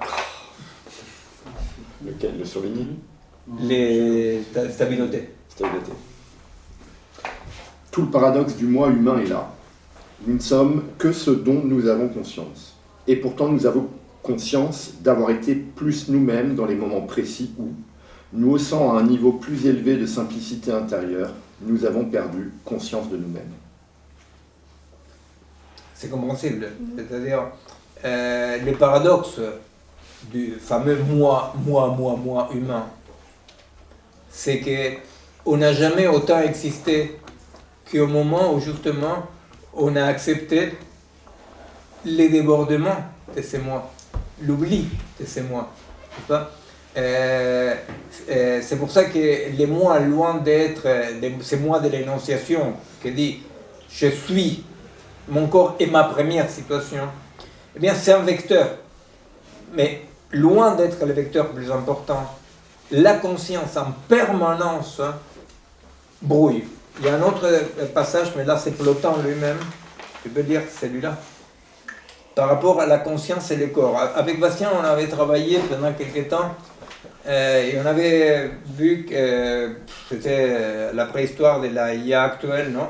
On voyait qu'est-ce que ça faisait quand on mettait des capteurs, non? Un tas de capteurs pour capter la tension artérielle, la glycémie, tout ce que, il y a plein de capteurs non intrusifs. Avec un tas de capteurs non intrusifs, tu peux avoir sur ta montre connectée un tas d'informations sur ton métabolisme. Et ce qui était drôle, c'est que la première chose qui apparaissait, c'est que dès que quelqu'un avait une sorte de conscience de son métabolisme, la première conséquence, c'est que ça déréglait le métabolisme. Non? Parce que la conscience, loin d'unifier, la conscience fait chier. Ouais. Juste Plotin ou le commentaire avant aussi? Non, tu vas lire les deux si tu veux. Okay. C'est Hadot, c'est Pierre Hadot. Ouais. C'est Pierre Hadot, c'est un très très beau bouquin sur Plotin, très très beau. Et là, il y a les commentaires de Pierre Hadot et après un passage de Plotin. Donc là, c'est le commentaire de Pierre Hadot. La conscience apparaît en quelque sorte lorsqu'il y a rupture d'un état normal. La maladie, par exemple, provoque un choc qui nous en fait prendre conscience. Mais nous n'avons pas conscience de l'état de notre corps si nous sommes en bonne santé. Pardon, je reprends parce que là, je n'ai pas du tout suivi des ponctuations, donc vous n'allez rien comprendre. Mais nous n'avons pas conscience de l'état de notre corps si nous sommes en bonne santé. Il y a plus grave, et donc là, Adocide Plotin. Ainsi, les prises de conscience risquent d'affaiblir les actes qu'elles accompagnent. S'ils ne sont pas accompagnés de conscience, les actes sont plus purs, plus actifs, plus vivants. Et certes, aussi, lorsque les hommes de bien parviennent à un tel état, leur vie est plus intense parce qu'elle ne se déverse pas dans la conscience, mais qu'elle est concentrée en elle-même, en un même point. Et vous comprenez ce qu'il va dire Plotin là, non? Pirado commente ce qu'il va dire Plotin. C'est fantastique parce que ce qu'il va dire Plotin, nous on a travaillé terre à terre, que c'est notre truc, toujours de chercher terre à terre à quoi ça correspond. On a travaillé en neurophysiologie avec des exemples tout cons. Imaginez-vous quelqu'un qui est en train de jouer au ping-pong.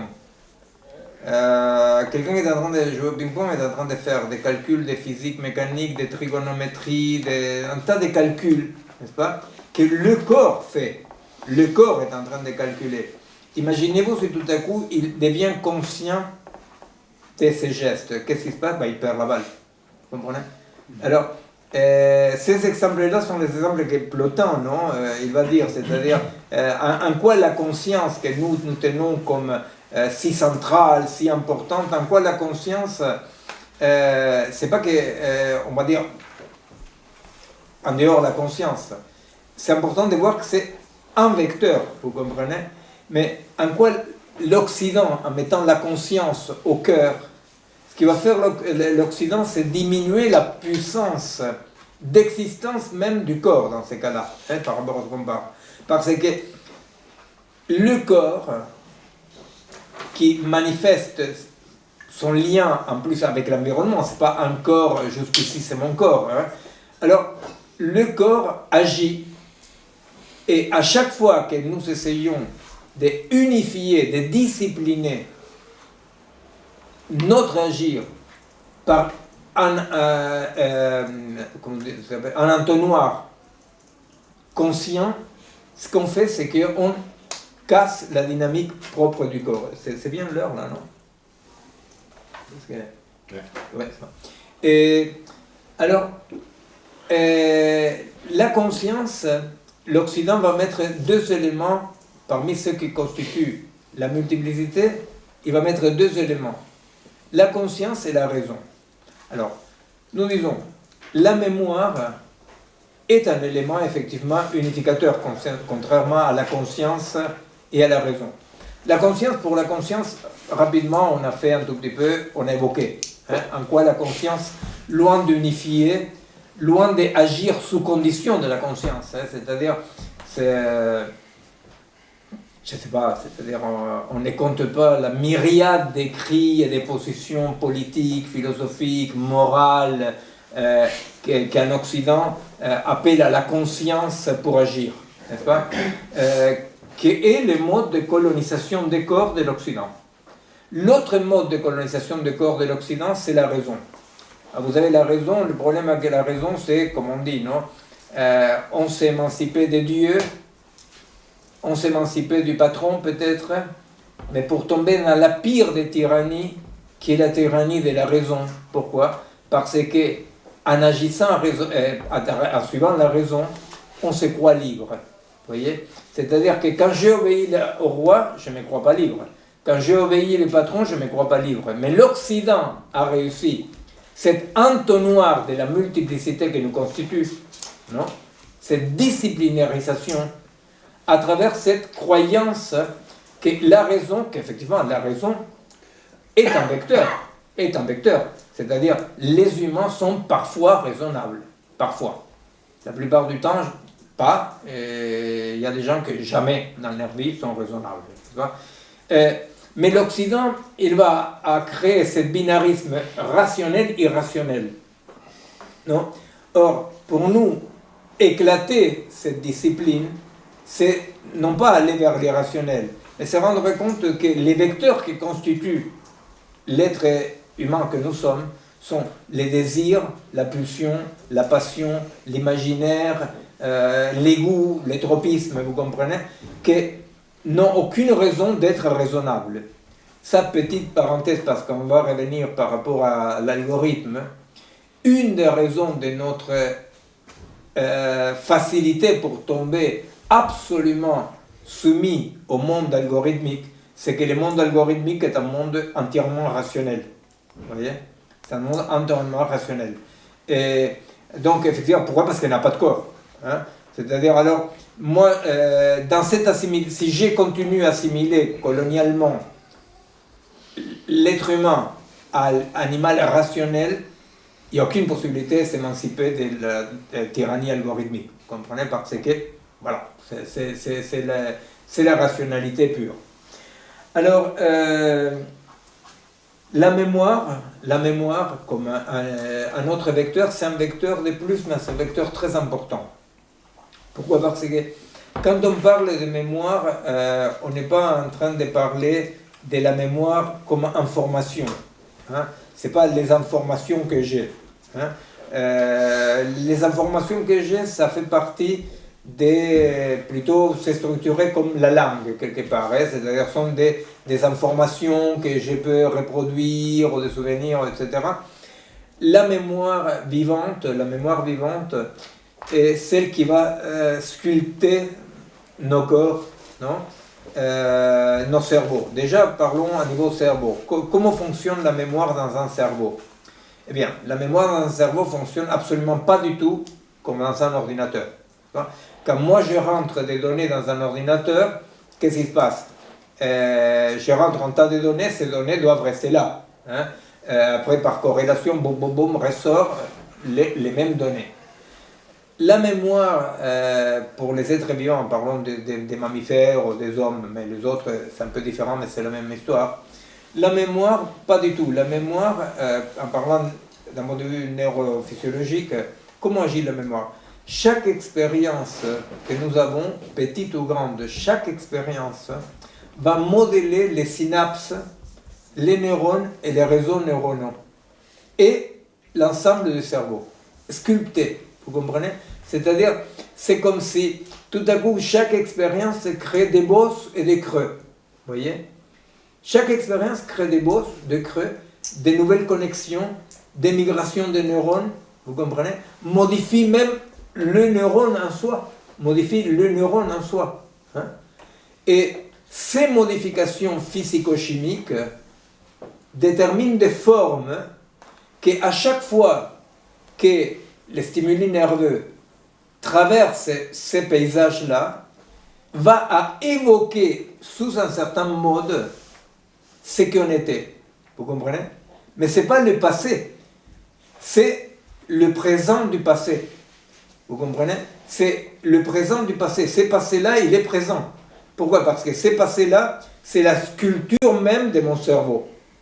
Vous voyez, la sculpture physico-chimique. La forme qui va prendre mes connexions, mes réseaux neuronaux, mes neurones. La trace mnésique modifie aussi la vitesse des transmissions synaptiques, par exemple. C'est une modification matérielle, absolument matérielle. Eh bien, donc le passé, c'est quoi? Le passé, ce n'est pas quelque chose qui est derrière dans une temporalité topologisée, comme une route. Je dis hier. Le passé, c'est quelque chose qui existe au présent, qui est là. Le passé, il est là. Le passé, pour le dire comme ça, c'est à concevoir peut-être comme ces paysages que le présent parcourt en permanence. Vous comprenez? Et les futurs, ce sont les virtualités, les possibles qui se présentent au même paysage. Vous comprenez? C'est-à-dire que passé, présent et futur existent dans cette articulation insécable dans laquelle ce que l'on nomme présent, c'est-à-dire l'actuel, pour parler comme Deleuze, hein, l'actualisation, l'actuel. L'actuel est cette dynamique qui circule sur ce qui existe, n'est-ce pas? Qui est ce paysage. Il ne circule pas séparé. C'est important de dire que c'est insécable dans le sens que ce n'est pas que l'information circule sur un support, hein, c'est attention. Hein. C'est-à-dire, c'est l'interaction de ces bosses et ces creux. C'est l'interaction même matérielle, hein, qui produit comme une vague, comme une onde. Hein. Il n'y a pas une information qui passe, non, sur un paysage. C'est les mêmes paysages dynamiques qui, en se réactivant, actualisent passé, futur et présent. Et c'est intéressant parce que la conscience, trop croire à la conscience, trop structurer nos vies par la conscience, et cet appauvrissement de la profondeur du présent. Vous comprenez? C'est-à-dire que la conscience nous fait croire quelque chose de très très particulier, nous fait croire à la temporalité de la montre, nous fait croire à qu'il y a une seconde. Or, la montre mesure mal des durées des processus. Ce qui existe, ce sont des processus qui ont une durée. Cette durée-là, je sais pas, je mets un sablier. Alors je compte combien de temps les sables tardent pour tomber toutes. Et d'accord, mais les sables qui tombent n'est pas numérique, hein, c'est là où, encore ce soir, c'est Deleuze, et quand Deleuze va écrire « le réel n'est pas numérique et le numérique n'est pas réel ». Vous comprenez? C'est un tout petit peu comme on dit « il ne fait jamais 13 degrés ». Vous voyez, on dit « il fait 13 degrés ». Et nous les Occidentaux, et plus encore maintenant avec tous les cacaphones et toute cette merde qu'on se balade, on ne regarde pas par la fenêtre. Il fait 13 degrés. Et bon, le problème, c'est qu'il ne fait jamais 13 degrés. Vous voyez, 13 degrés est une mesure arbitraire d'un processus continu. C'est une mesure arbitraire. De la même façon, en neurophysiologie, c'est quelque chose qui moi m'a fasciné, et ça m'a doublement fasciné parce que j'ai essayé d'intéresser plusieurs collègues pour qu'ils fassent des recherches là-dessus, et apparemment ça ne marche pas. C'est les fenêtres temporelles, non? Il y a quelques temps, nous avons commencé à travailler à partir de cette évidence de ce qu'on appelle la fenêtre temporelle. C'est quoi une fenêtre temporelle? C'est comment le cerveau construit le présent. Comment construire le présent? Alors l'exemple, je l'ai donné 1000 fois, mais bon, l'exemple c'est quoi? L'exemple c'est vous me voyez et vous m'entendez au même moment. Chose qui n'est pas possible, parce que vous me voyez longtemps avant de m'entendre. Alors il y a des neurones retards qui stoppent l'image jusqu'à ce que les sons arrivent. Alors, nous sommes en permanence dans un présent qui est une production complexe, non? Faite de ces passés présents, ces futurs présents, de ces montages. Hein? C'est un véritable montage comme au cinéma. Hein? On arrête la vision jusqu'à qu'arrive le son. Non? Et alors, ce qui est intéressant, c'est que pour nous, qu'on est tous disciplinés et formatés à l'occidental, c'est très difficile de comprendre que les autres cultures ne vivent pas, tant qu'ils ne sont pas archi-colonisés, ne vivent pas dans la temporalité de la montre. Vous comprenez? Ne vivent pas dans la temporalité de la montre. Ne serait-ce que par le fait qu'il n'est pas midi quand la montre dit que c'est midi, mais quand le soleil est au zénith. Non? Ne serait-ce que pour ça. L'unification des temps et des mesures et des poids. Hein? Alors, effectivement, la mémoire est très importante parce que la mémoire, c'est cette présence de la longue durée. Dans chaque cerveau, dans chaque être vivant, il y a la trace de toute la longue durée. Et chaque cerveau est singulier. Pourquoi? Est singulier parce que nous n'avons pas tous les mêmes expériences.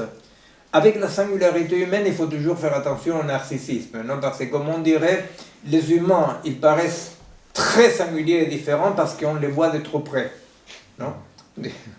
Parce que si on prenait un peu de distance, vous voyez, on aurait autant de mal que différencier la fourmi A de la fourmi B.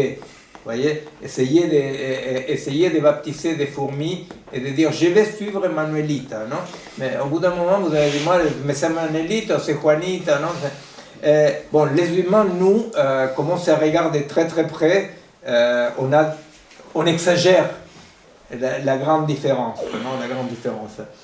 Mais effectivement, la mémoire, il faut la concevoir comme ça. C'est-à-dire, la mémoire, il faut la concevoir comme cette singularité pour chaque espèce et pour chaque individu de l'espèce, dans laquelle tout y est dans un certain mode. Vous voyez? Dans un certain mode. C'est-à-dire que quand quelqu'un fait un œuf au plat, il va faire l'œuf au plat, en suivant comme on fait un œuf au plat. Mais même dans les moindres de nos gestes, cette dynamique intégrée d'une singularité fait que dans les moindres de nos gestes, il y a une continuité de cette singularité qui nous compose. Vous comprenez? Dans les moindres de nos gestes, il y a quelque chose que tu le fais par rapport à ta mémoire. Non? Hier, il a commencé en Argentine une semaine de commémoration du dernier coup d'État. C'était le pire des coups d'État, et encore, effectivement, les séquelles sont là parce qu'il y a un gouvernement négationniste, parce qu'on a mis en tôle les dictateurs et les tortionnaires, mais ils veulent les amnistier, bon, je vois rien tout ça. Et alors, hier, je devais commencer la semaine avec une intervention, à distance malheureusement, et les premiers pas, c'était de dire attention, parce qu'on n'est pas en train de parler des mémoires, vous comprenez? On n'est pas en train de parler qu'il y a eu un coup d'État. On est en train de parler et de reconnaître comment ce coup d'État a façonné, a sculpté toutes les mémoires. Vous comprenez? C'est-à-dire que les coups d'État, comme un élément très fort, il ne faut pas les chercher dans les bouquins d'histoire. Il faut chercher comment j'étais façonné par ces coups d'État. Vous comprenez? C'est-à-dire, qu'est-ce qui a fait de moi? Hein? Comment se manifeste dans moi, ça?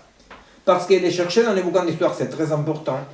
Mais le problème de les chercher seulement dans les bouquins d'histoire, c'est que les bouquins de l'histoire, ils peuvent être aussi négationnistes.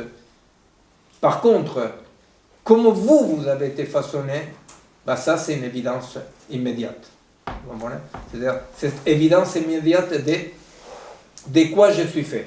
Hein? De quoi je suis fait, qu'est-ce qui m'a fait.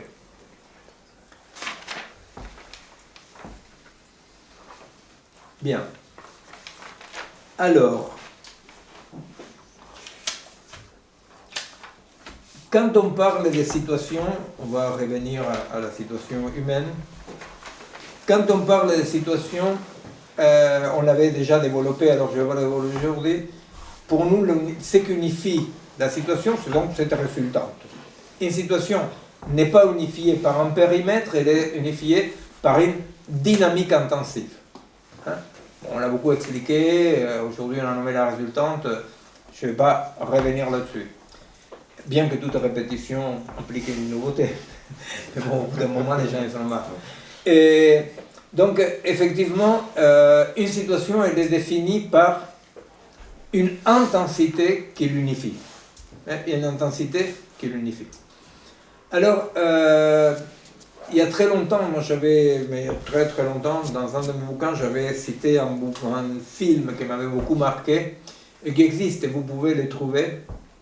C'est un film japonais basé sur une petite nouvelle. Au Japon, il y a eu un grand mouvement existentialiste dans les années 60, non? Et lui, c'est un auteur qui s'appelle Abe Kobo. Et le film s'appelle La femme de sable. Hein, la femme dans les sables, la femme de sable. Tu le connais? Fantastique. Bravo. Et alors, la femme de sable, qu'est-ce qui se passe à la femme de sable? Dans la femme de sable, nous voyons, c'est une réflexion pratique, je suis admirativissime de cette cinéaste, non? La nouvelle d'Abeco est toute petite, mais le cinéaste a montré ce qu'est une situation, a montré la dynamique d'une situation. Il s'avère qu'il y a un entomologue, non? On dit celui qui s'occupe des insectes, non?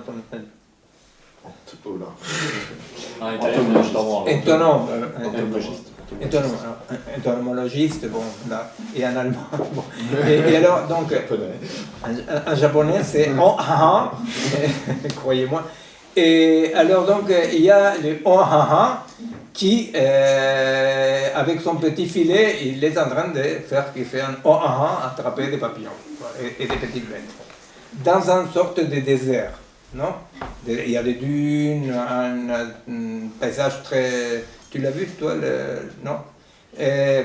Alors, un paysage très aride, non? Très sec, archi sec, archi sec. Le japonais, c'est un mec de Tokyo, un citadin qui se balade pour capturer des petites bêtes. Voilà.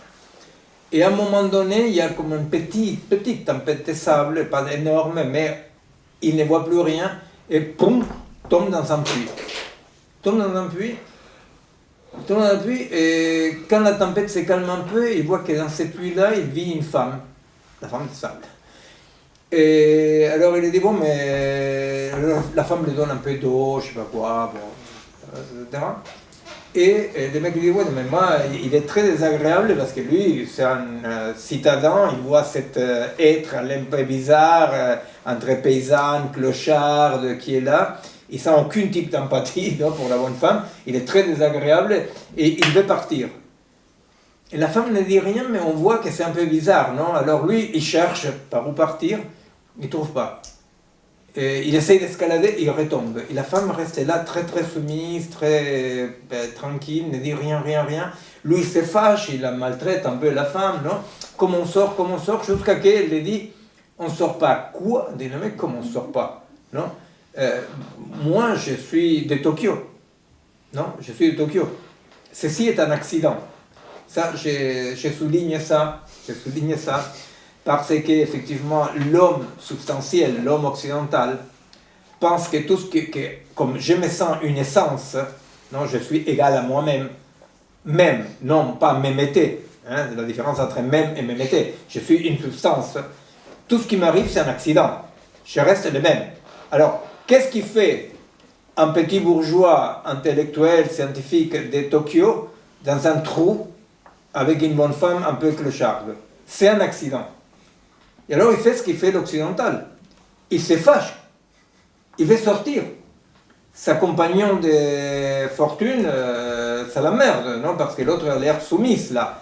Et lui, non, lui, bon, peut-être toi tu es une clocharde qui vit là, mais moi je suis d'ailleurs. Non? Moi je suis d'ailleurs, c'est le fantasme occidental par excellence. Hein? C'est-à-dire, ce qui m'arrive aurait pu ne pas m'arriver. Hein? Sartre, il a payé très cher la simplicité avec laquelle il a dit ça. Il était un peu provoque, non? Moi, je l'aimais beaucoup, mais il était un peu provoque, parce qu'il va dire, dans une guerre, il n'y a pas de victimes innocentes. Vous imaginez, il sortait de la guerre, l'Holocauste, Hiroshima, Nagasaki, il n'y a pas de victimes. Et alors, l'occidental, il va dire, la bombe qui est tombée à côté, qui m'a blessé pour toute la vie, c'est un accident. Ça veut dire quoi un accident? Ça veut dire ce qu'il dit le japonais. J'aurais pu être ailleurs. Mais j'aurais pu être ailleurs exige qu'il y ait un moi substantiel, vous comprenez, qui pourrait être ailleurs. Si nous ne sommes pas des substances, tout ce qu'on nomme des accidents, ce sont des événements qui nous constituent. Alors bon, les japonais, ils n'avaient pas lu Sartre, rien à voir. L'auteur, oui, parce que c'est existentialiste, c'est ce qu'ils vont me montrer. Alors les Japonais, ils disent, c'est un accident. C'est un accident, je ne veux pas. Vous voyez, c'est comme les gens qui disent, la mort, c'est un accident. C'est un accident.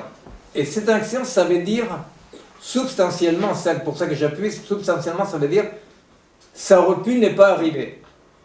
J'aurais pu être autre, ailleurs.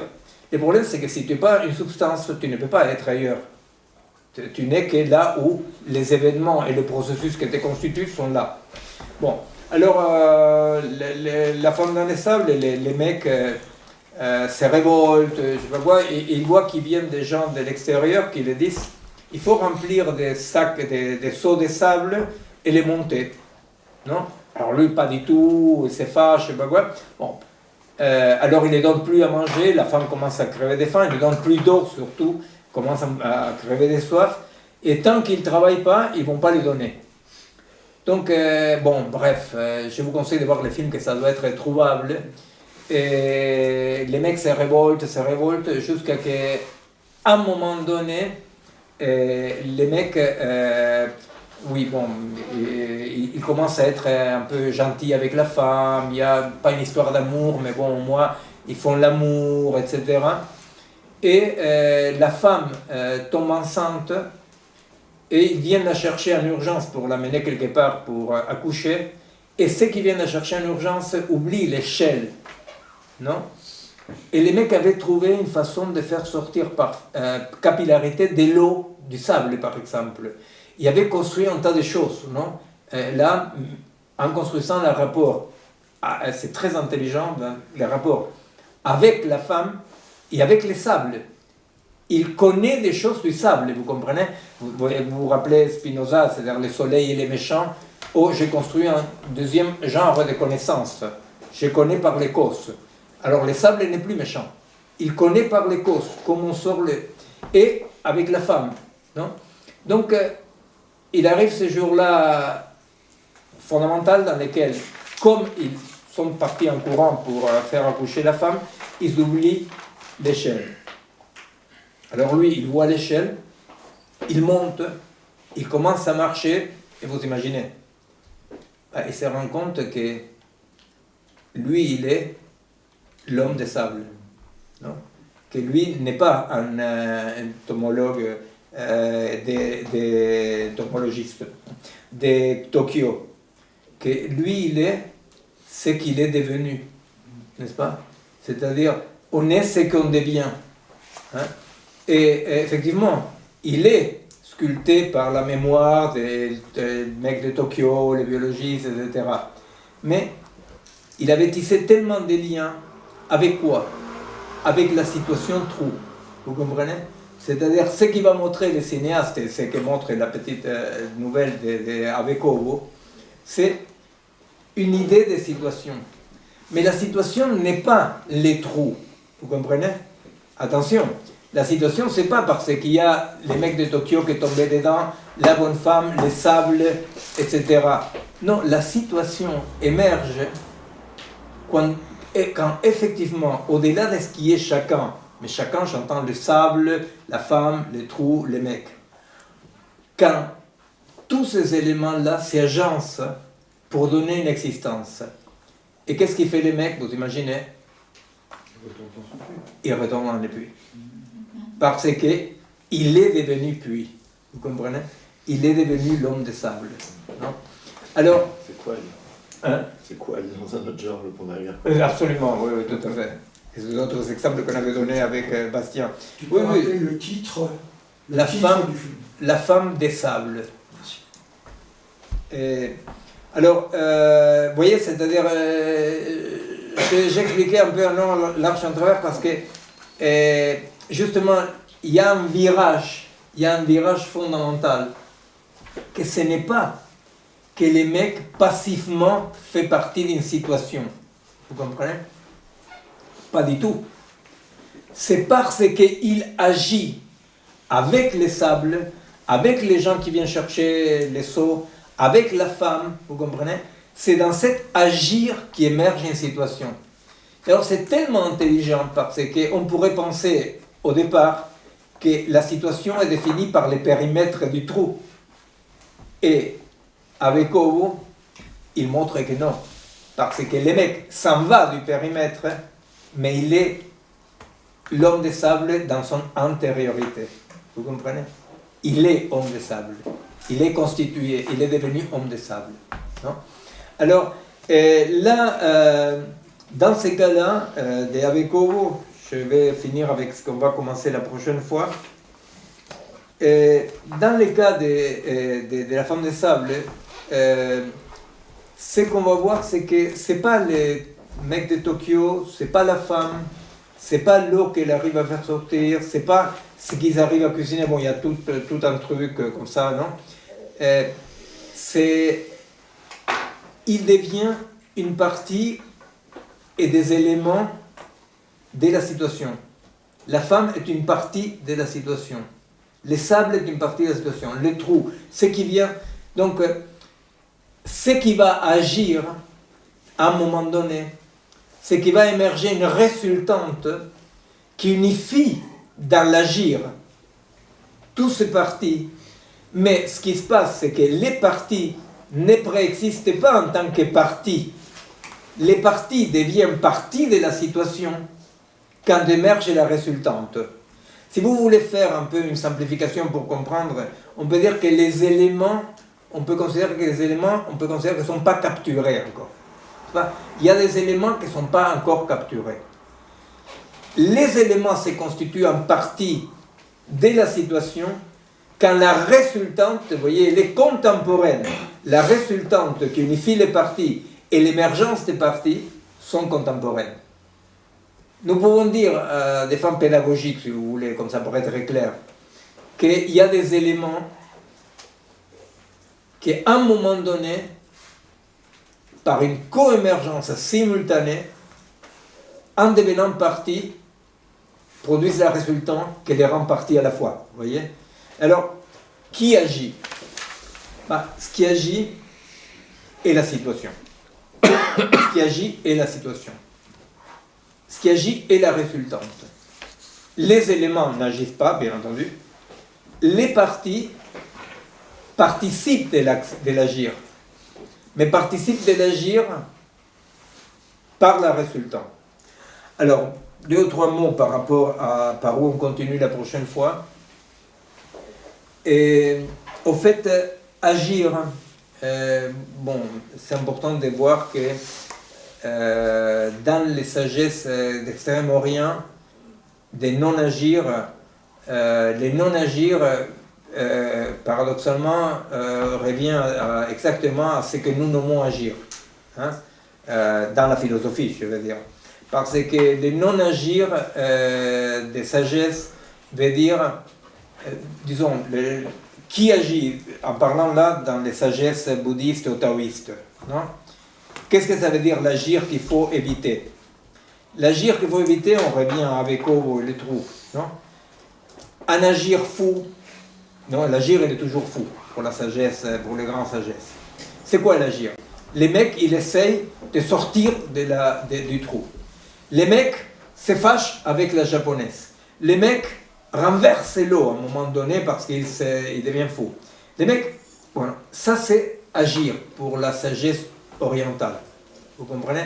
Agir, ça signifie vouloir être sujet à tout prix.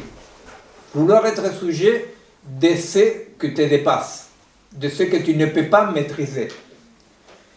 Les non-agir, et quand tout à coup les mecs commencent à trouver une façon de s'agencer, pour parler comme Spinoza et Deleuze, n'est-ce pas? C'est agencer avec la terre, c'est agencer avec la terre, sable, pardon, c'est agencer avec la femme, c'est agencer à ce qui vient chercher, vous comprenez?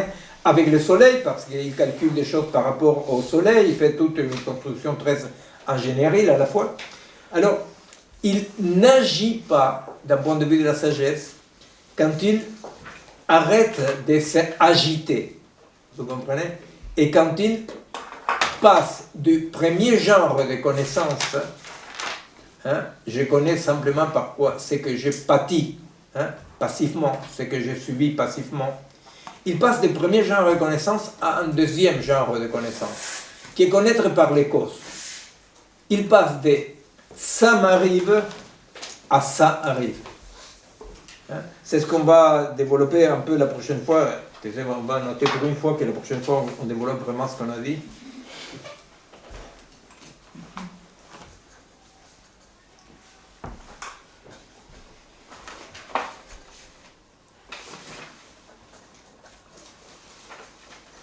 Alors, je résume un peu.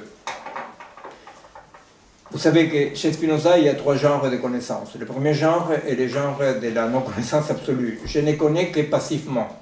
Le soleil me brûle, le soleil est méchant. Dans la psychologie humaine, le premier genre de connaissance a une particularité très, très forte, qui est la névrose. C'est-à-dire que quand je connais par le premier genre de connaissance, je donne à l'autre, je prête à l'autre, je projette sur l'autre une intentionnalité.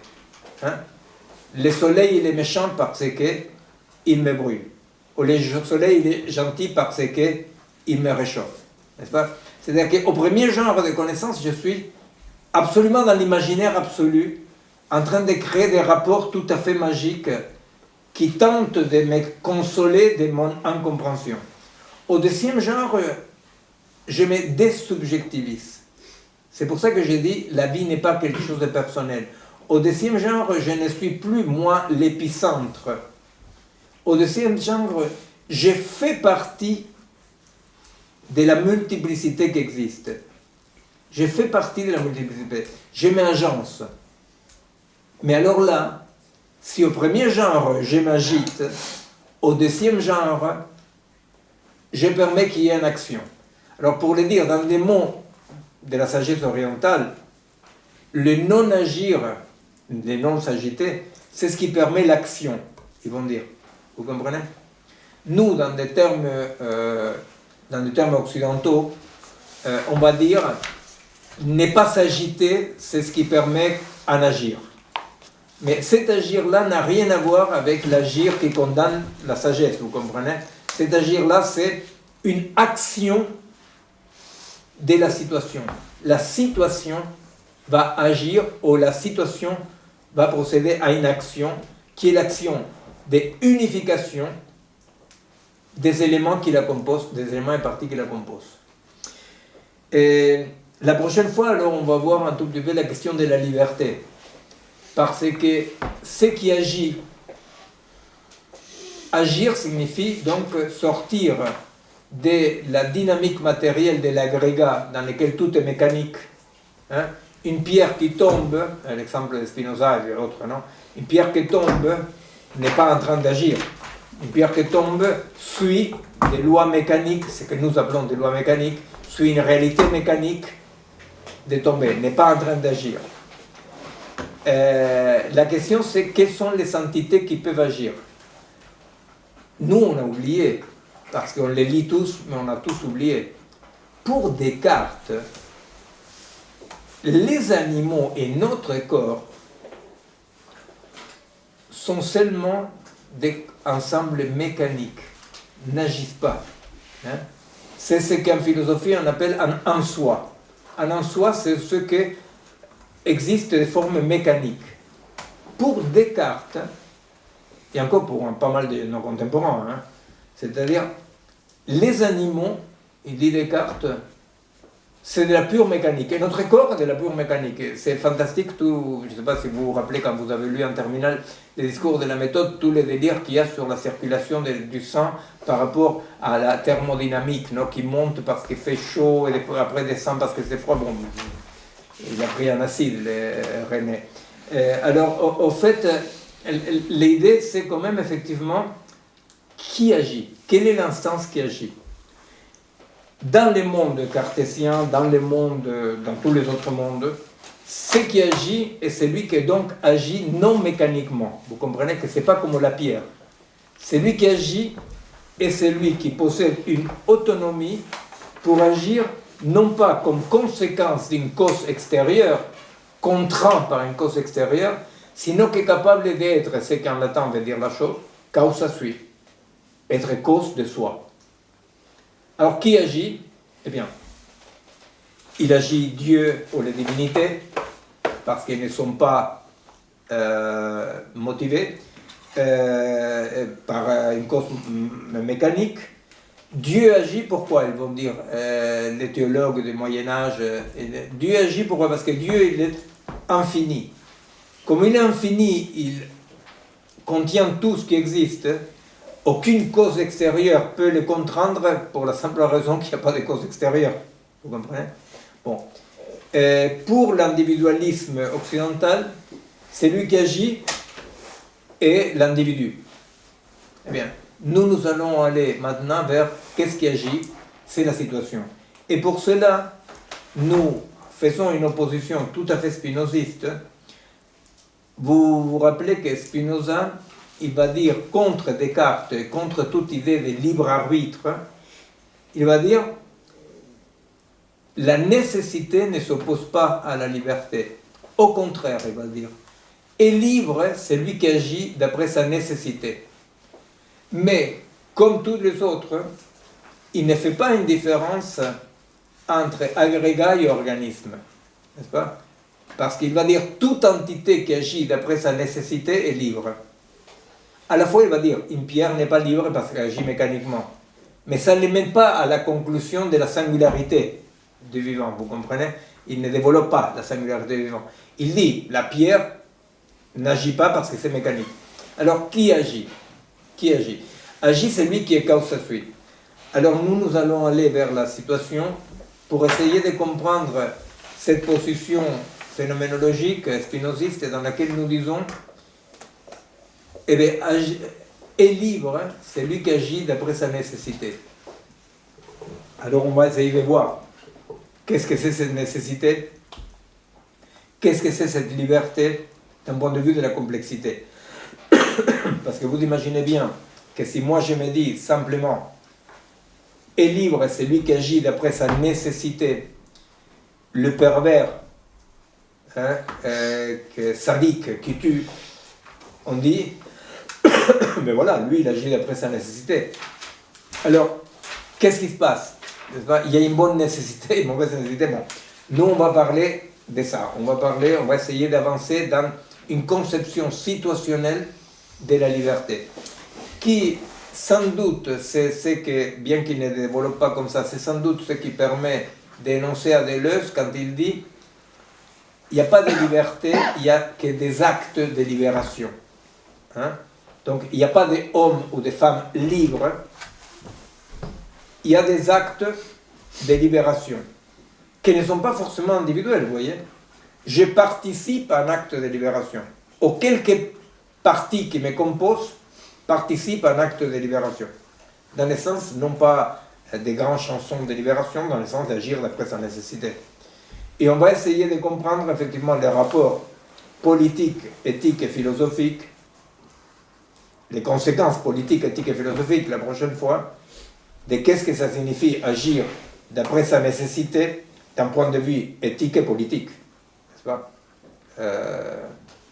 Bon, voilà. Alors, la prochaine fois, c'est les 14, mercredi 15, pardon, mercredi 15 avril. Alors, je vous annonce déjà pour les gens qui sont en Zoom, pour vous, et ceux qui nous suivent par YouTube, que si Christian veut bien le faire, on a déjà l'annonce des journées qui s'organisent à la Bourse du Travail, Anarchie et Pédagogie. Il y a 2 journées, début mai, les 4 et les 5 mai, Anarchie et Pédagogie. Et parmi les gens qui vont participer, il y a 2 amis argentines qui ont fondé des écoles en autogestion dans lesquelles il y a des gamines de la rue, des femmes mères seules, des sans-toit, et que c'est vraiment une expérience très très très puissante, non, qui a beaucoup du mal à exister avec Milei en ce moment. Et parmi d'autres, il y a d'autres gens, mais moi d'une façon chauvine.